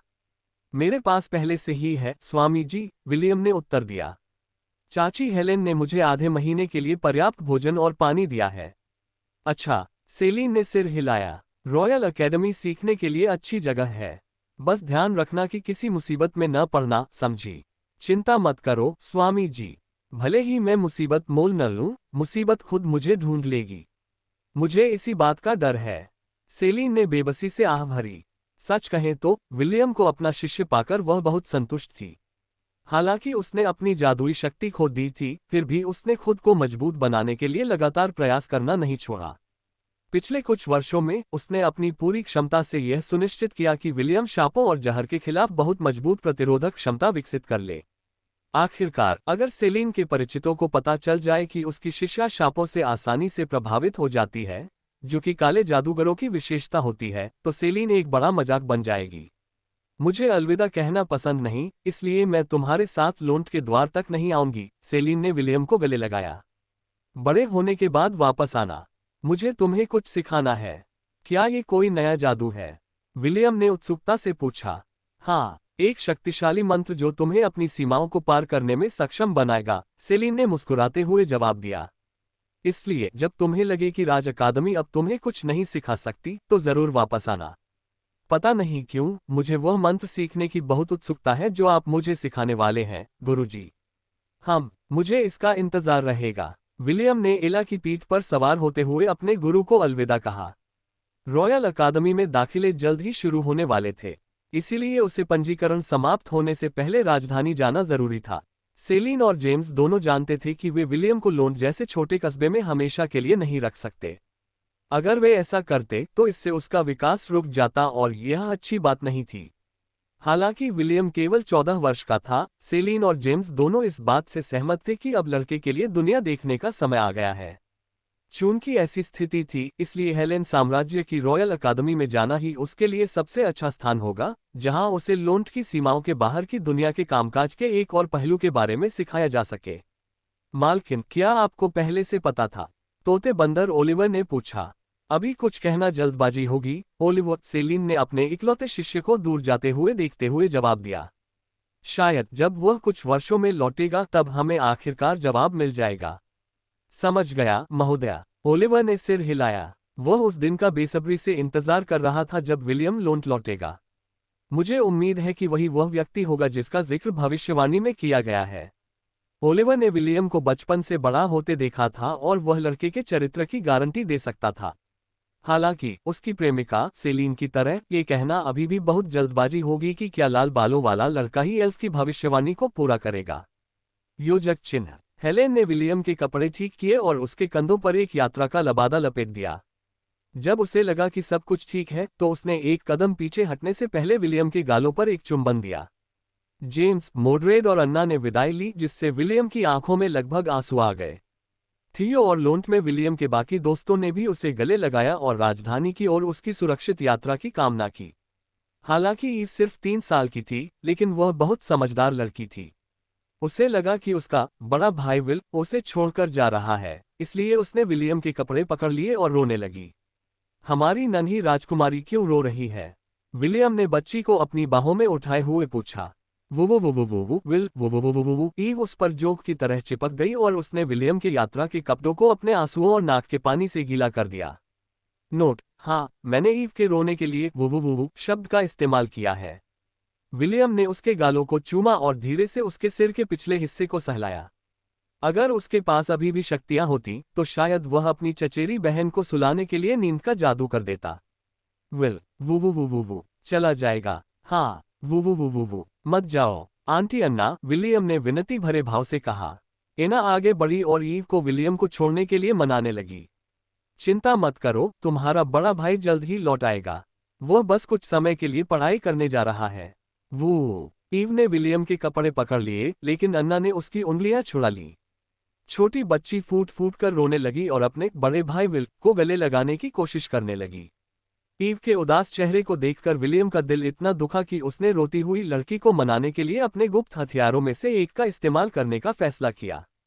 विलियम ने लिली की दिव्य शक्ति को सक्रिय किया और उसके हाथ में एक लॉलीपॉप प्रकट हो गई। उसने कैंडी का रैपर हटाया और उसे ईव को भेंट किया। ये लो, ये तुम्हारी पसंदीदा मिठाई है, विलियम ने एक दयालु चाचा की तरह कहा, जिन्हें छोटे बच्चों को मिठाई देना पसंद था। ईव की नज़र लॉलीपॉप पर टिक गई और उसने उसे पकड़ने के लिए हाथ बढ़ाया। विलियम ने उसे लॉलीपॉप दे दी और उसका रोना तुरंत बंद हो गया। शाबाश बच्ची, विलियम ने उसके सिर पर थपथपाते हुए कहा। जब मैं वापस आऊंगा तो राजधानी से तुम्हारे लिए ढेर सारी मिठाइयां लाऊंगा। मेरे लौटने तक अच्छी बच्ची बनकर रहना, ठीक है? ईव ने अनिच्छा से सिर हिलाया और लॉलीपॉप चाटना शुरू कर दिया। लिली की दिव्यता छोटी बच्चियों के लिए सबसे बड़ा हथियार थी। नहीं, ये तो हर उम्र की लड़कियों के लिए सबसे बड़ा हथियार था। जब तक उनकी लंबाई 125 सेंटीमीटर 4.11 फीट से अधिक नहीं होती, वे लॉलीपॉप के आकर्षण का विरोध नहीं कर पाती। विलियम एला की पीठ पर सवार हो गया और उसे आगे बढ़ने के लिए कहने लगा। उसे डर था कि अगर वह थोड़ी देर और रुका तो उसकी आंखों से आंसू बहने लगेंगे। एला विलियम की भावनाओं को समझ गई, इसलिए वह भी पूरी तेजी से दौड़ने लगी और लोन्ट शहर को पीछे छोड़ गई। जब वे लोन्ट से 1 मील दूर थे, तब जाकर वह रुकी। विलियम ने पीछे मुड़कर दूर बसे उस छोटे से कस्बे को देखा। ये वही जगह थी जहां वह पला बड़ा था, एक ऐसी जगह जो खुशियों, स्नेह और प्रेम से भरी थी। मैं अभी सिर्फ 1 मील दूर हूं और मुझे अभी से घर की याद सताने लगी है। विलियम ने आह भरी। फिर उसने हिम्मत जुटाई और आगे की ओर देखा। माँ, चलो चलो, हेलेन साम्राज्य की राजधानी की ओर चले। नोट: असल जिंदगी में 3 साल के बच्चों को लॉलीपॉप न खिलाएं, वे इससे घुट सकते हैं। अध्याय 118। मैं प्रभुत्व की कामना नहीं करता, परंतु मैं निर्दोषों को कष्ट भोगने नहीं दे सकता। जब डाकुओं ने व्यापारियों के काफिले पर हमला किया तो चीखें हवा में गूंज उठी। नहीं, कृपया मेरी बेटी को चोट मत पहुंचाओ, एक महिला ने गिड़गिड़ाते हुए डाकू का पैर पकड़ लिया। डाकू ने एक छोटी बच्ची को अपनी बाहों में उठा रखा था और वह बच्ची की मां का उपहास उड़ा रहा था। स्पष्ट रूप से वह उसे जाने देने को तैयार नहीं था। भाग जाओ, मुझे इस्तेमाल की हुई चीजें पसंद नहीं हैं। डाकू ने महिला को लात मारकर दूर धकेलते हुए दहाड़ा। नहीं, माँ, छोटी बच्ची चीख पड़ी जब उसने अपनी माँ के शरीर को जमीन पर गिरते देखा। पुरुषों, खजाना और सभी खूबसूरत लड़कियां ले लो, बाकी सबको मार डालो, डाकुओं के सरदार ने आदेश देते हुए काफिले के एक पहरेदार का सिर काट दिया। हाँ, डाकुओं ने एक साथ जवाब दिया और लालच भरी निगाहों से गाड़ियों को देखने लगे। महिला ने दर्द से कराहते हुए अपने शरीर को जमीन पर टिकाया, लेकिन लगी चोट के कारण वह खड़ी नहीं हो पा रही थी। लूसी, महिला ने अपनी बेटी का नाम पुकारा और उसकी आंखों से आंसू बहने लगे। माँ। लूसी ने अपनी माँ को पुकारा। माफ करना छोटी बच्ची, लेकिन तुम कहीं नहीं जा रही हो। मुझे जाने दो, मुझे जाने दो, मुझे मेरी माँ चाहिए। वाह। नन्ही बच्ची ने बहुत संघर्ष किया, लेकिन सब व्यर्थ था।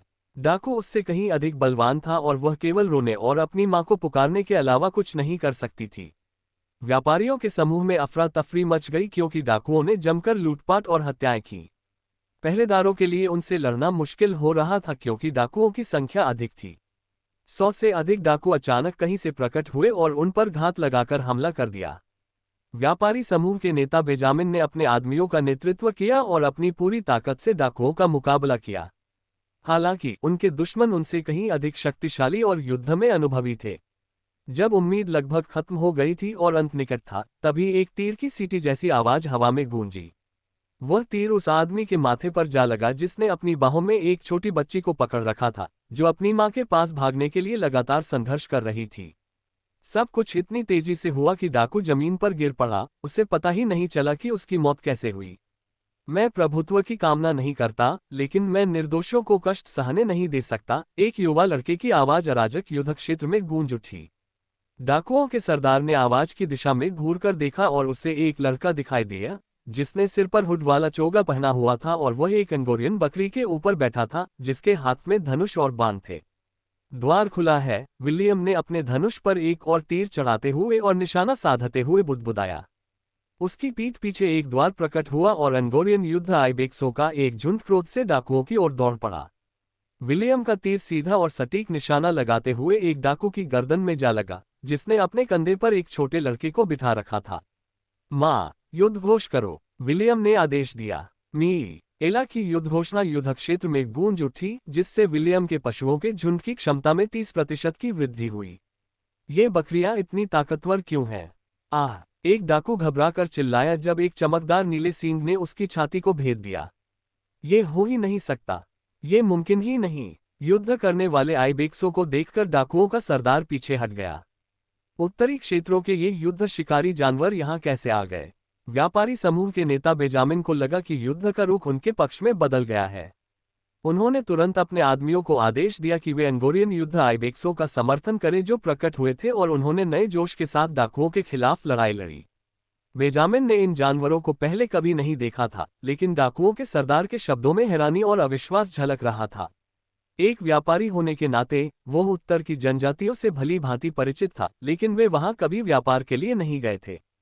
फिर भी यह ऐसी कोई बात नहीं थी जिसके बारे में उसे अभी चिंता करने की जरूरत हो। सबसे महत्वपूर्ण बात यह थी कि नवागंतुक उनके पक्ष में था। हे पुरुषों, इन सबको मार डालो, बेंजामिन ने अपने सैनिकों का नेतृत्व करते हुए दहाड़ लगाए। विलियम भागते हुए डाकुओं पर लगातार तीर चलाता रहा। उसके तीर साधारण नहीं थे, वे लोंट के सबसे महान लोहार बारबातोस द्वारा गढ़े गए इस्पात के तीर थे। उनकी भेदन शक्ति के अलावा उनमें एक लकवाग्रस्त कर देने वाला विष भी था, जो सहस्राब्दी राक्षस एम्फिस्बेना से लिया गया था। विलियम के तीर से घायल होने वाला कोई भी व्यक्ति कुछ घंटों के लिए लकवाग्रस्त हो जाता और हिल डुल नहीं पाता। मिलेनियल बीस्ट का जहर इतना शक्तिशाली था। वापस जाओ, विलियम ने आदेश दिया और डाकुओं को भेदने वाले तीर हवा में उड़कर उसकी पीठ पर टंगे तरकश में लौट आए। उनमें से कुछ पर अभी भी खून के धब्बे थे, लेकिन विलियम को इसकी परवाह नहीं थी। उसके पास ज्यादा तीर नहीं थे और उनमें से हर एक कीमती था। तुम कौन हो? डाकुओं के सरदार ने दहाड़ते हुए अपनी युद्ध कुल्हाड़ी से विलियम पर हमला कर दिया। बस एक चरवाहा, विलियम ने अपने धनुष और बाण को अपने विजय वलय के अंदर रखते हुए उत्तर दिया। बाहर आओ, स्टॉर्मकॉलर। रिंग से बैंगनी रंग की तेज रोशनी निकली। विलियम ने 2 मीटर लंबे भाले को मजबूती से पकड़ लिया और बिजली की लकीरें उसके ब्लेड पर दौड़ने लगीं। एला ने इसे एक संकेत समझा और डाकुओं के सरदार की ओर दौड़ पड़ी। विलियम किसी युद्ध में घोड़े पर सवार होकर जाने वाले योद्धा की तरह था।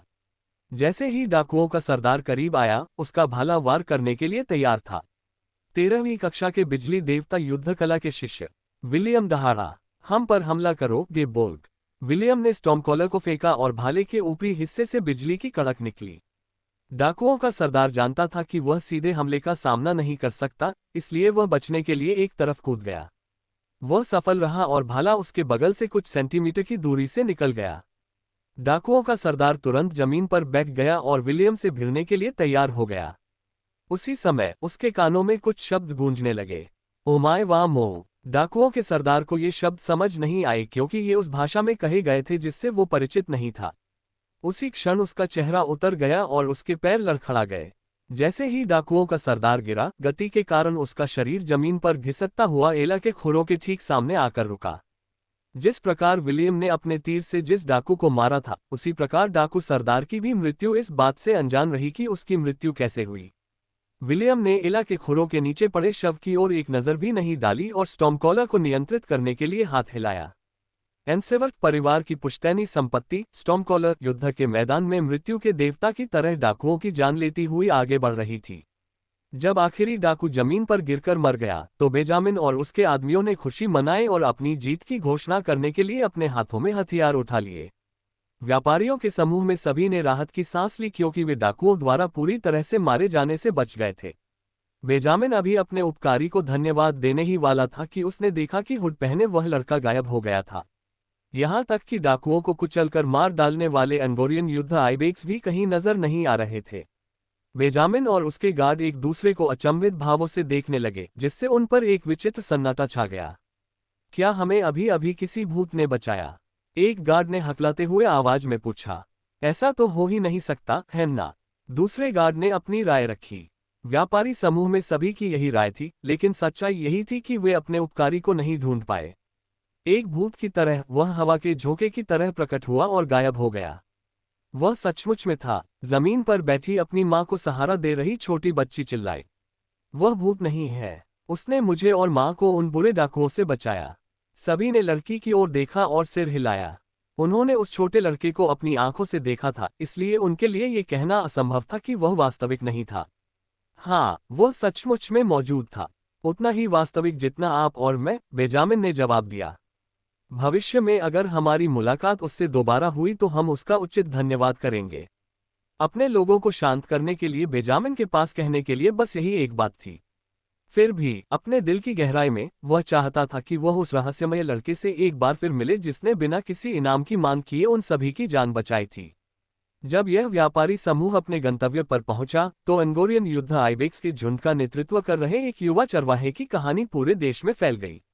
इस दौरान विलियम पहले ही हेलेन साम्राज्य की राजधानी पहुंच चुका था और शाही अकादमी में सफलतापूर्वक दाखिला ले चुका था। योजक चिन्ह अध्याय 119 ग्लैडियोलस हेलेन साम्राज्य की राजधानी। माँ, आखिरकार मुझे दिख गया। मीह विलियम और एला इस समय पहाड़ की ढलान पर हेलेन साम्राज्य की राजधानी ग्लैडियोलस की प्रशंसा कर रहे थे। शहर की ऊंची दीवारें देखकर विलियम को पृथ्वी पर देखी गई काल्पनिक फिल्मों के शहरों की याद आ गई। ग्लैडियोलस एक अभेद्य किले जैसा लग रहा था जो आसानी से किसी भी भयानक आपदा का सामना कर सकता था। राजपरिवार के तलवार और ढाल वाले प्रतीक चिन्ह शहर की प्राचीरों पर लहराते झंडों पर अंकित थे, जो हवा में लहरा रहे थे। ऐसा लग रहा था मानो वे विलियम के आगमन का स्वागत कर रहे हों और उन्हें जल्द से जल्द शहर के द्वार में प्रवेश करने के लिए प्रेरित कर रहे हों। चलो चलते हैं, माँ, विलियम ने अपनी माँ की गर्दन थपथपाते हुए कहा। रॉयल अकादमी में दाखिला लेने से पहले चलो पहले एस्ट से मिलने चलते हैं। मीह एस्ट ने 4 महीने पहले उन्हें एक पत्र भेजा था जिसमें पूछा था कि क्या वह इस साल रॉयल अकादमी में प्रवेश करने जा रहे हैं। विलियम का सकारात्मक जवाब मिलने के बाद एस्ट ने तुरंत राजधानी में उनका स्वागत करने की तैयारी शुरू कर दी। उस छोटे लड़के ने विलियम को अपने जागीर का पता दिया और उससे कहा कि शहर पहुंचते ही वह वहां जरूर आए। दाखिले शुरू होने में अभी कुछ दिन बाकी थे, इसलिए विलियम को अकादमी जाने की कोई जल्दी नहीं थी। पिछले 4 सालों में उसने एस्ट, इयान और इसहाक के साथ कई पत्र लिखे थे और तब से उनके रिश्ते और भी गहरे हो गए थे। जब विलियम और एला आखिरकार द्वार पर पहुंचे तो उन्होंने देखा कि उन्हें निरीक्षण में भाग लेने के लिए कतार में लगना होगा। प्रक्रिया के अनुसार विलियम को भी दूसरों के साथ कतार में लगना चाहिए था, लेकिन एस्ट ने उसे स्पष्ट रूप से कुलीन परिवारों के लिए आरक्षित विशेष प्रवेश द्वार से जाने के लिए कहा। एस्ट ने उसे एक विशेष प्रतीक चिन्ह दिया था जिससे वह बिना जांच के विशेष द्वार से गुजर सकेगा। विलियम एला को शहर के मुख्य प्रवेश द्वार के पास स्थित गेट तक ले गया। प्रवेश द्वार पर तैनात पहरेदारों ने विलियम को उत्सुकता से देखा। जब लड़का गेट के अंदर प्रवेश करने से बस कुछ ही मीटर दूर था, तभी एक मोटे ताजे गार्ड ने उसका रास्ता रोक दिया। लड़के, क्या तुम पहली बार राजधानी आए हो? एक मोटे ताजे गार्ड ने मुस्कुराते हुए पूछा। वह पहले ही अनगिनत लोगों को शहर में जल्दी प्रवेश करने का रास्ता खोजने के लिए रईसों के लिए बने दरवाजों से अंदर घुसने की कोशिश करते हुए देख चुका था। जी हाँ श्रीमान गार्ड। विलियम ने सिर हिलाकर सहमति जताई। राजधानी में यह मेरी पहली यात्रा है। दूर से ही यह बहुत भव्य दिखती है और मैं शहर के अंदर की खूबसूरती देखने के लिए उत्सुक हूँ। मोटे ताजे पहरेदार ने अंगोरियन बकरी पर बैठे उस लड़के को गौर से देखा। लाल बालों वाले उस लड़के ने अच्छे कपड़े पहने हुए थे, जिससे वह किसान जैसा नहीं लग रहा था। यहाँ तक कि उसने जो यात्रा का लबादा ओढ़ा हुआ था वह भी भद्दा नहीं था। इसी वजह से मोटे ताजे गार्ड ने विलियम को शहर में प्रवेश करने के लिए मुख्य द्वार पर कतार में लगने के लिए कहने से पहले उससे कुछ सवाल पूछने का फैसला किया। ये द्वार केवल राज्य के कुलीनों के लिए है, मोटे आदमी ने स्पष्ट और सटीक स्वर में कहा। क्या आपके पास पहचान का कोई प्रमाण है? विलियम मुस्कुराया और एस्ट द्वारा दिए गए प्रतीक चिन्ह को ऊपर उठाया। जब मोटे ताजे गार्ड और उसके बाकी साथियों ने प्रतीक चिन्ह देखा तो वे सभी सीधे खड़े हो गए और विलियम को एक अलग नजर से देखने लगे। क्या अब मैं पास हो सकता हूँ?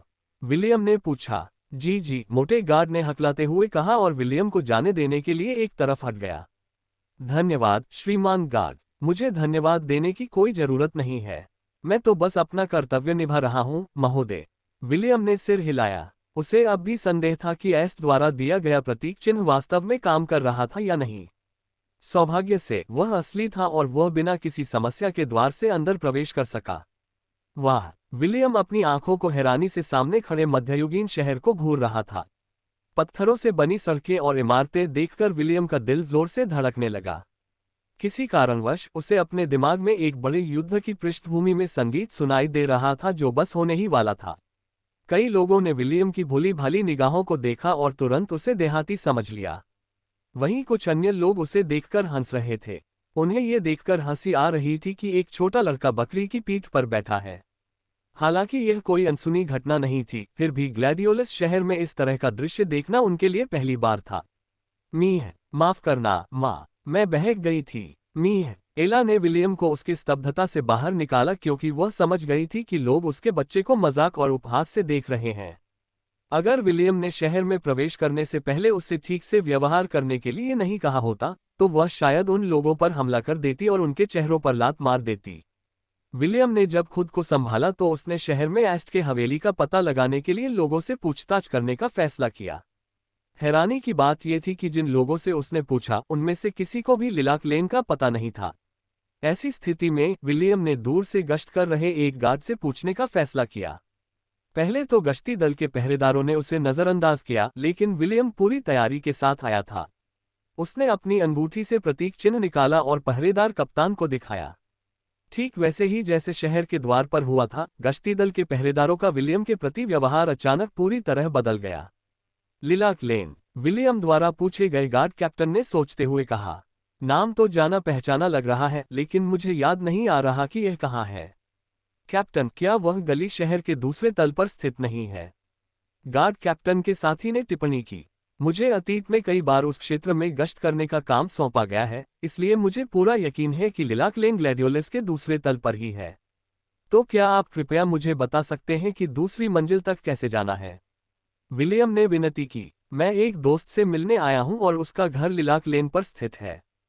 कोई चारा नहीं है। गार्ड कैप्टन ने सिर हिलाया। चूंकि आप इस जगह से परिचित हैं, इसलिए इस लड़के को दूसरे स्तर के चेकपॉइंट तक ले जाइए। अपना कर्तव्य पूरा करने के बाद वापस लौटना न भूलें। जी हाँ कप्तान, गश्ती दल के गार्ड ने विलियम की ओर देखकर मुस्कुराते हुए कहा। चलो लड़के, ऐसा रोज नहीं होता कि मैं ग्लैडियोलस में किसी चरवाहे को सुरक्षा प्रदान करूं। आप सभी का धन्यवाद। विलियम ने झुककर अभिवादन किया। कोई बात नहीं, हम तो बस अपना कर्तव्य निभा रहे हैं, गार्ड कैप्टन ने मुस्कुराते हुए जवाब दिया। अगर आपको कोई और दिक्कत आए तो बेझिझक मुझसे संपर्क करें। मेरा नाम एरन है। धन्यवाद सर एरन, विलियम ने सिर हिलाकर उन्हें अलविदा कहा। जब विलियम आखिरकार दूर चला गया तो एरन ने राहत की सांस ली। उसे आश्चर्य हुआ कि एक छोटा बच्चा ग्लैडियोलस नाइट ऑर्डर का प्रतीक चिन्ह लिए हुए था। शहर में नाइट ऑर्डर का सर्वोच्च अधिकार था। केवल असाधारण कौशल और प्रतिभा वाले लोग ही इसके सदस्य बन सकते थे। यहाँ तक कि कुलीन वर्ग के लोग भी अपने धन और प्रभाव का इस्तेमाल करके अपने परिवार के सदस्यों को नाइट ऑर्डर में शामिल नहीं करा सकते थे। बेशक इसके अपवाद भी हैं। राज्य के लिए सराहनीय सेवा करने वाले लोग भी राजा की अनुमति से उनके समूह में शामिल हो सकते थे। ग्लैडियोलस में इस संगठन के प्रत्येक शूरवीर को एक सेलिब्रिटी की तरह माना जाता था। हेलन साम्राज्य का हर नागरिक इस मुकाम तक पहुंचने का प्रयास करता था। उस लड़के को वह प्रतीक चिन्ह कहां से मिला? एरन ने सोचा, क्या उसने इसे चुराया? अरेन ने इस विचार को तुरंत खारिज कर दिया क्योंकि ऐसा करना असंभव था। आखिरकार नाइट ऑर्डर के सदस्य बेहद शक्तिशाली थे। उनमें से प्रत्येक अकेले ही एस लेवल के खतरों से निपटने में सक्षम था। इससे केवल एक ही संभावना बची थी। उस लड़के ने जरूर कुछ अच्छा किया होगा, क्योंकि नाइट ऑर्डर में कोई भी इतना मूर्ख नहीं होगा कि अपना प्रतीक चिन्ह किसी को भी दे दे। अध्याय 120, 4 साल बाद पुनर्मिलन। यही वह जगह है जिसकी आपको तलाश है, गश्ती दल के गार्ड ने विलियम द्वारा दिए गए पते को देखते हुए कहा। मेरे साथ आइए। गश्ती दल का गार्ड फाटकों की ओर बढ़ा, जबकि विलियम और एला उसके पीछे पीछे चले। इससे पहले कि गार्ड और विलियम अपना परिचय दे पाते, द्वार खुल गया और एक परिचित बूढ़ा व्यक्ति मुस्कुराते हुए बाहर निकला। काफी समय हो गया है, विलियम, हरमन ने सहज स्वर में लड़के का अभिवादन किया। अंकल हरमन, आपसे दोबारा मिलकर अच्छा लगा, विलियम ने मुस्कुराते हुए जवाब दिया। लगता है आप दोनों एक दूसरे को जानते हैं, गश्ती दल के गार्ड ने टिप्पणी की। अब मैं अपने काम पर लौटता हूँ। फिर मिलेंगे, विलियम। धन्यवाद, सर ब्राउन। विलियम ने उस दयालु व्यक्ति को अलविदा कहा जिसने रास्ते में उसकी मदद की थी। जब गश्ती दल का पहरा ओझल हो गया तो हरमन विलियम को हवेली के अंदर ले गया। मुख्य द्वार के सामने सीने पर हाथ बांधे एक सुंदर लड़के को खड़ा देखकर विलियम के चेहरे की मुस्कान गायब हो गई। तुम अब भी उतने ही बेवकूफ दिखते हो जितने 10 साल की उम्र में दिखते थे, इयान ने चिढ़कर कहा। 4 साल बीत चुके हैं और तुम्हें अभी भी मासिक धर्म हो रहा है? विलियम ने पूछा। तुम्हें डॉक्टर से मिलना चाहिए। इतने लंबे समय तक मासिक धर्म होना किसी गंभीर बीमारी का संकेत हो सकता है। शायद इसका तुम्हारे दिमाग से कुछ लेना देना हो। आप आज भी पहले की तरह ही वाक्पटु हैं, और तुम अब भी पहले की तरह ही परेशान करने वाले हो। दोनों लड़कों ने एक साथ नाक सिकोड़ी। स्पष्ट था कि यद्यपि वे एक दूसरे के करीब आ गए थे, फिर भी जब भी वे मिलते, एक दूसरे का मजाक उड़ाने की अपनी इच्छा को रोक नहीं पाते थे। हाँ, तुम दोनों की आपस में बनती क्यों नहीं? इयान के पीछे आते हुए एस्ट ने आह भरी। विलियम, ग्लैडियोलस में तुम्हारा स्वागत है। जब तक तुम रॉयल एकेडमी में दाखिला नहीं ले लेते, मैं तुम्हारा मेजबान रहूंगा। मैं आपके आतिथ्य सत्कार की प्रतीक्षा कर रहा हूं। विलियम आगे बढ़ा और हाथ मिलाने के लिए अपना हाथ बढ़ाया। एस्ट ने उसका हाथ मजबूती से पकड़ा और छोड़ने से पहले 2 बार हिलाया। चलिए अंदर चलते हैं, मुझे पता है आप सफर से थक गए हैं, एस्ट ने स्वागत भाव से इशारा करते हुए कहा। हमने एला के लिए सबसे बढ़िया घास भी तैयार कर रखी है। मीह, स्वागत है, एला। एस्ट हमेशा एला से संवाद करने की पूरी कोशिश करता था, भले ही वह विलियम की तरह उसकी भाषा नहीं समझ पाता था। यही एक कारण था कि विलियम को लगता था कि एस्ट एक दिलचस्प व्यक्ति है। इसके अलावा एला लोगों को पहचानने में माहिर थी। उसने विलियम को बहुत पहले ही बता दिया था कि एस्ट एक अच्छी इंसान है। स्वाभाविक रूप से विलियम को अपनी मां की राय पर भरोसा था, इसलिए वह एस्ट को अपना दोस्त पाकर बहुत खुश था। एस्ट उन्हें बैठक कक्ष में ले गया जहां लंबे सुनहरे बालों और हरी आंखों वाली एक सुंदर महिला उनका इंतजार कर रही थी। वह एक कुर्सी पर बैठी थी और विलियम को स्नेह भरी निगाहों से देख रही थी। विलियम, मैं आपको अपनी मां एलिजाबेथ वेल्स न्यूमोंट से मिलवाना चाहता हूं। मां, ये मेरे अच्छे दोस्त विलियम है, विलियम वॉन आइनसेवर्थ। आपसे मिलकर बहुत खुशी हुई, महामहिम। विलियम ने आदरपूर्वक सिर झुकाया। विलियम, मुझे भी बहुत खुशी हुई, एलिजाबेथ ने मुस्कुराते हुए कहा। मैंने एस्ट से तुम्हारे बारे में बहुत कुछ सुना है। अब से तुम मुझे मां कहकर बुला सकते हो। मां, एस्ट ने एलिजाबेथ की पोशाक से लिपटते हुए मुंह बनाया। विलियम को एस्ट की प्रतिक्रिया बहुत प्यारी लगी, लेकिन उसने अपने चेहरे पर तटस्थ भाव बनाए रखा। वह एस्ट की मां पर कोई बुरा प्रभाव नहीं छोड़ना चाहता था। तुम कितने अच्छे नौजवान हो, एलिजाबेथ ने प्रशंसा करते हुए कहा। तुम मेरी बेटी के लिए एकदम सही पति बनोगे अगर मेरी कभी बेटी हुई तो। एलिजाबेथ ने एस्ट को तिरछी नजर से देखा और फिर विलियम पर ध्यान केंद्रित किया। एस्ट के चेहरे के भाव देखने लायक थे और एलिजाबेथ को अपनी हंसी रोकना मुश्किल हो रहा था। अगर आपकी कोई बेटी हो तो मैं उससे जरूर शादी करूंगा, महारानी जी, विलियम ने बेशर्मी भरी मुस्कान के साथ जवाब दिया। अच्छा, नन्हे विल, तुम्हें अपनी बात याद रखनी चाहिए, एलिजाबेथ हंसते हुए बोली। भविष्य में क्या होगा कौन जाने। बिल्कुल, विलियम ने सिर हिलाया। सुंदर पुरुषों को अपने वादे निभाना आना चाहिए। मुझे तुम दिन ब दिन और अच्छे लगने लगे हो। विलियम के रवैये से एलिजाबेथ काफी संतुष्ट थी। वह उन घमंडी और अभिमानी रईस वारिसों जैसा नहीं था। एस्ट की मां विलियम के साहस और हास्यबोध की बहुत प्रशंसा करती थी। खैर, मैं इस मामले में जबरदस्ती नहीं कर सकती, एलिजाबेथ ने सोचा। प्रकृति को अपना काम करने देना ही सबसे अच्छा होगा। न्यूमोंट निवास में विलियम और एला का वीआईपी की तरह स्वागत किया गया। यहां तक कि इयान ने भी एलिजाबेथ के सामने विलियम को ताना न मारने की पूरी कोशिश की। एलिजाबेथ विलियम से लूट और ग्रामीण जीवन के बारे में कहानियां सुनती रही और इस दौरान कई घंटे बीत गए। एलिजाबेथ एक कुलीन परिवार में जन्मी थी और बालिग होने के बाद अपनी युवतियों के साथ रहती थी। जब उन्हें हेलेन साम्राज्य भेजा गया तो कुछ ऐसी घटनाएं घटी कि उसे अपनी सबसे अच्छी दोस्त का साथ छोड़ने के लिए मजबूर होना पड़ा। इसके बावजूद उन दोनों के मन में एक दूसरे के लिए गहरी भावनाएं थीं और वर्षों से उनका बहन जैसा रिश्ता मजबूत बना रहा। विलियम की कहानी एक ताजी हवा के झोंके की तरह थी जिसने उसे उसके बचपन के दिनों की याद दिला दी। विलियम की कहानी सुनने के बाद एलिजाबेथ ने कहा, एक दिन मैं लूट घूमने जरूर जाऊंगी। शायद ग्रामीण इलाकों की ताजी हवा मेरी नीरस जीवनशैली में नई जान डाल दे। लॉन्ट में जीवन थोड़ा सादा है, लेकिन इसमें एक देहाती आकर्षण है जो आपको शहर में नहीं मिलेगा। विलियम एक ऐसे विक्रेता की तरह बोल रहा था जो सौदा पक्का करने वाला हो। ये सेवानिवृत्त होने और शांति से अपने दिन बिताने के लिए एकदम सही जगह है। स्वर्ग जैसा लगता है। ये स्वर्ग का एक टुकड़ा है जो राज्य के पश्चिमी किनारे पर स्थित है।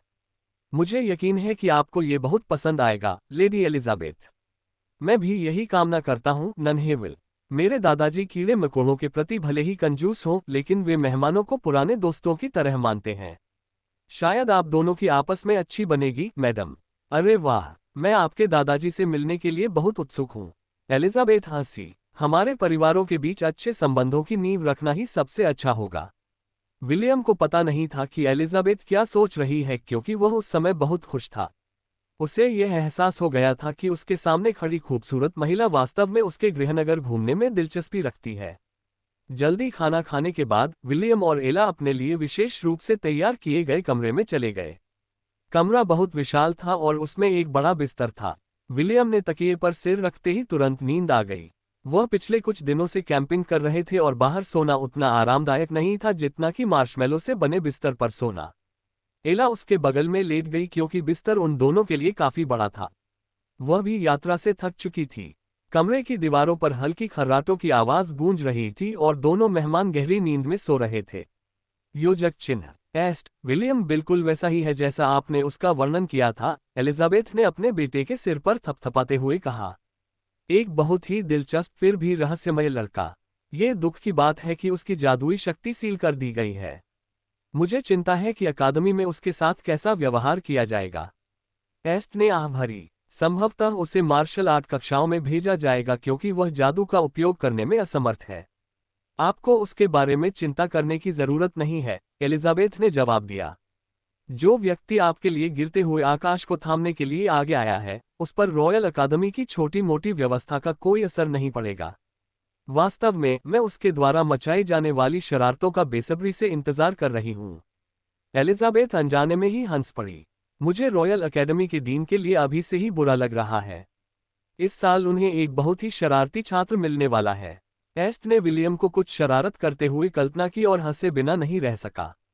उसे ये भी लगा कि विलियम चुपचाप सब कुछ सहने वाला नहीं है। उसने पहले ही देख लिया था कि लोन्ट में मिस्टी सैक्ट के शिष्यों के साथ उसने किस तरह स्थिति को संभाला था। इसके अलावा मुझे उस पर भरोसा है, एस्ट ने सोचा और उसके चेहरे पर हल्की सी शर्म आ गई। शाही अकादमी में प्रवेश करते ही वह हलचल मचा देगा। मैं ये देखने के लिए भी उत्सुक हूं कि 4 साल में जब हम एक दूसरे से नहीं मिले तब उसने कितना सुधार किया है। आगे की कहानी सुनाने के लिए VM स्टोरी वर्ल्ड को सब्सक्राइब करो।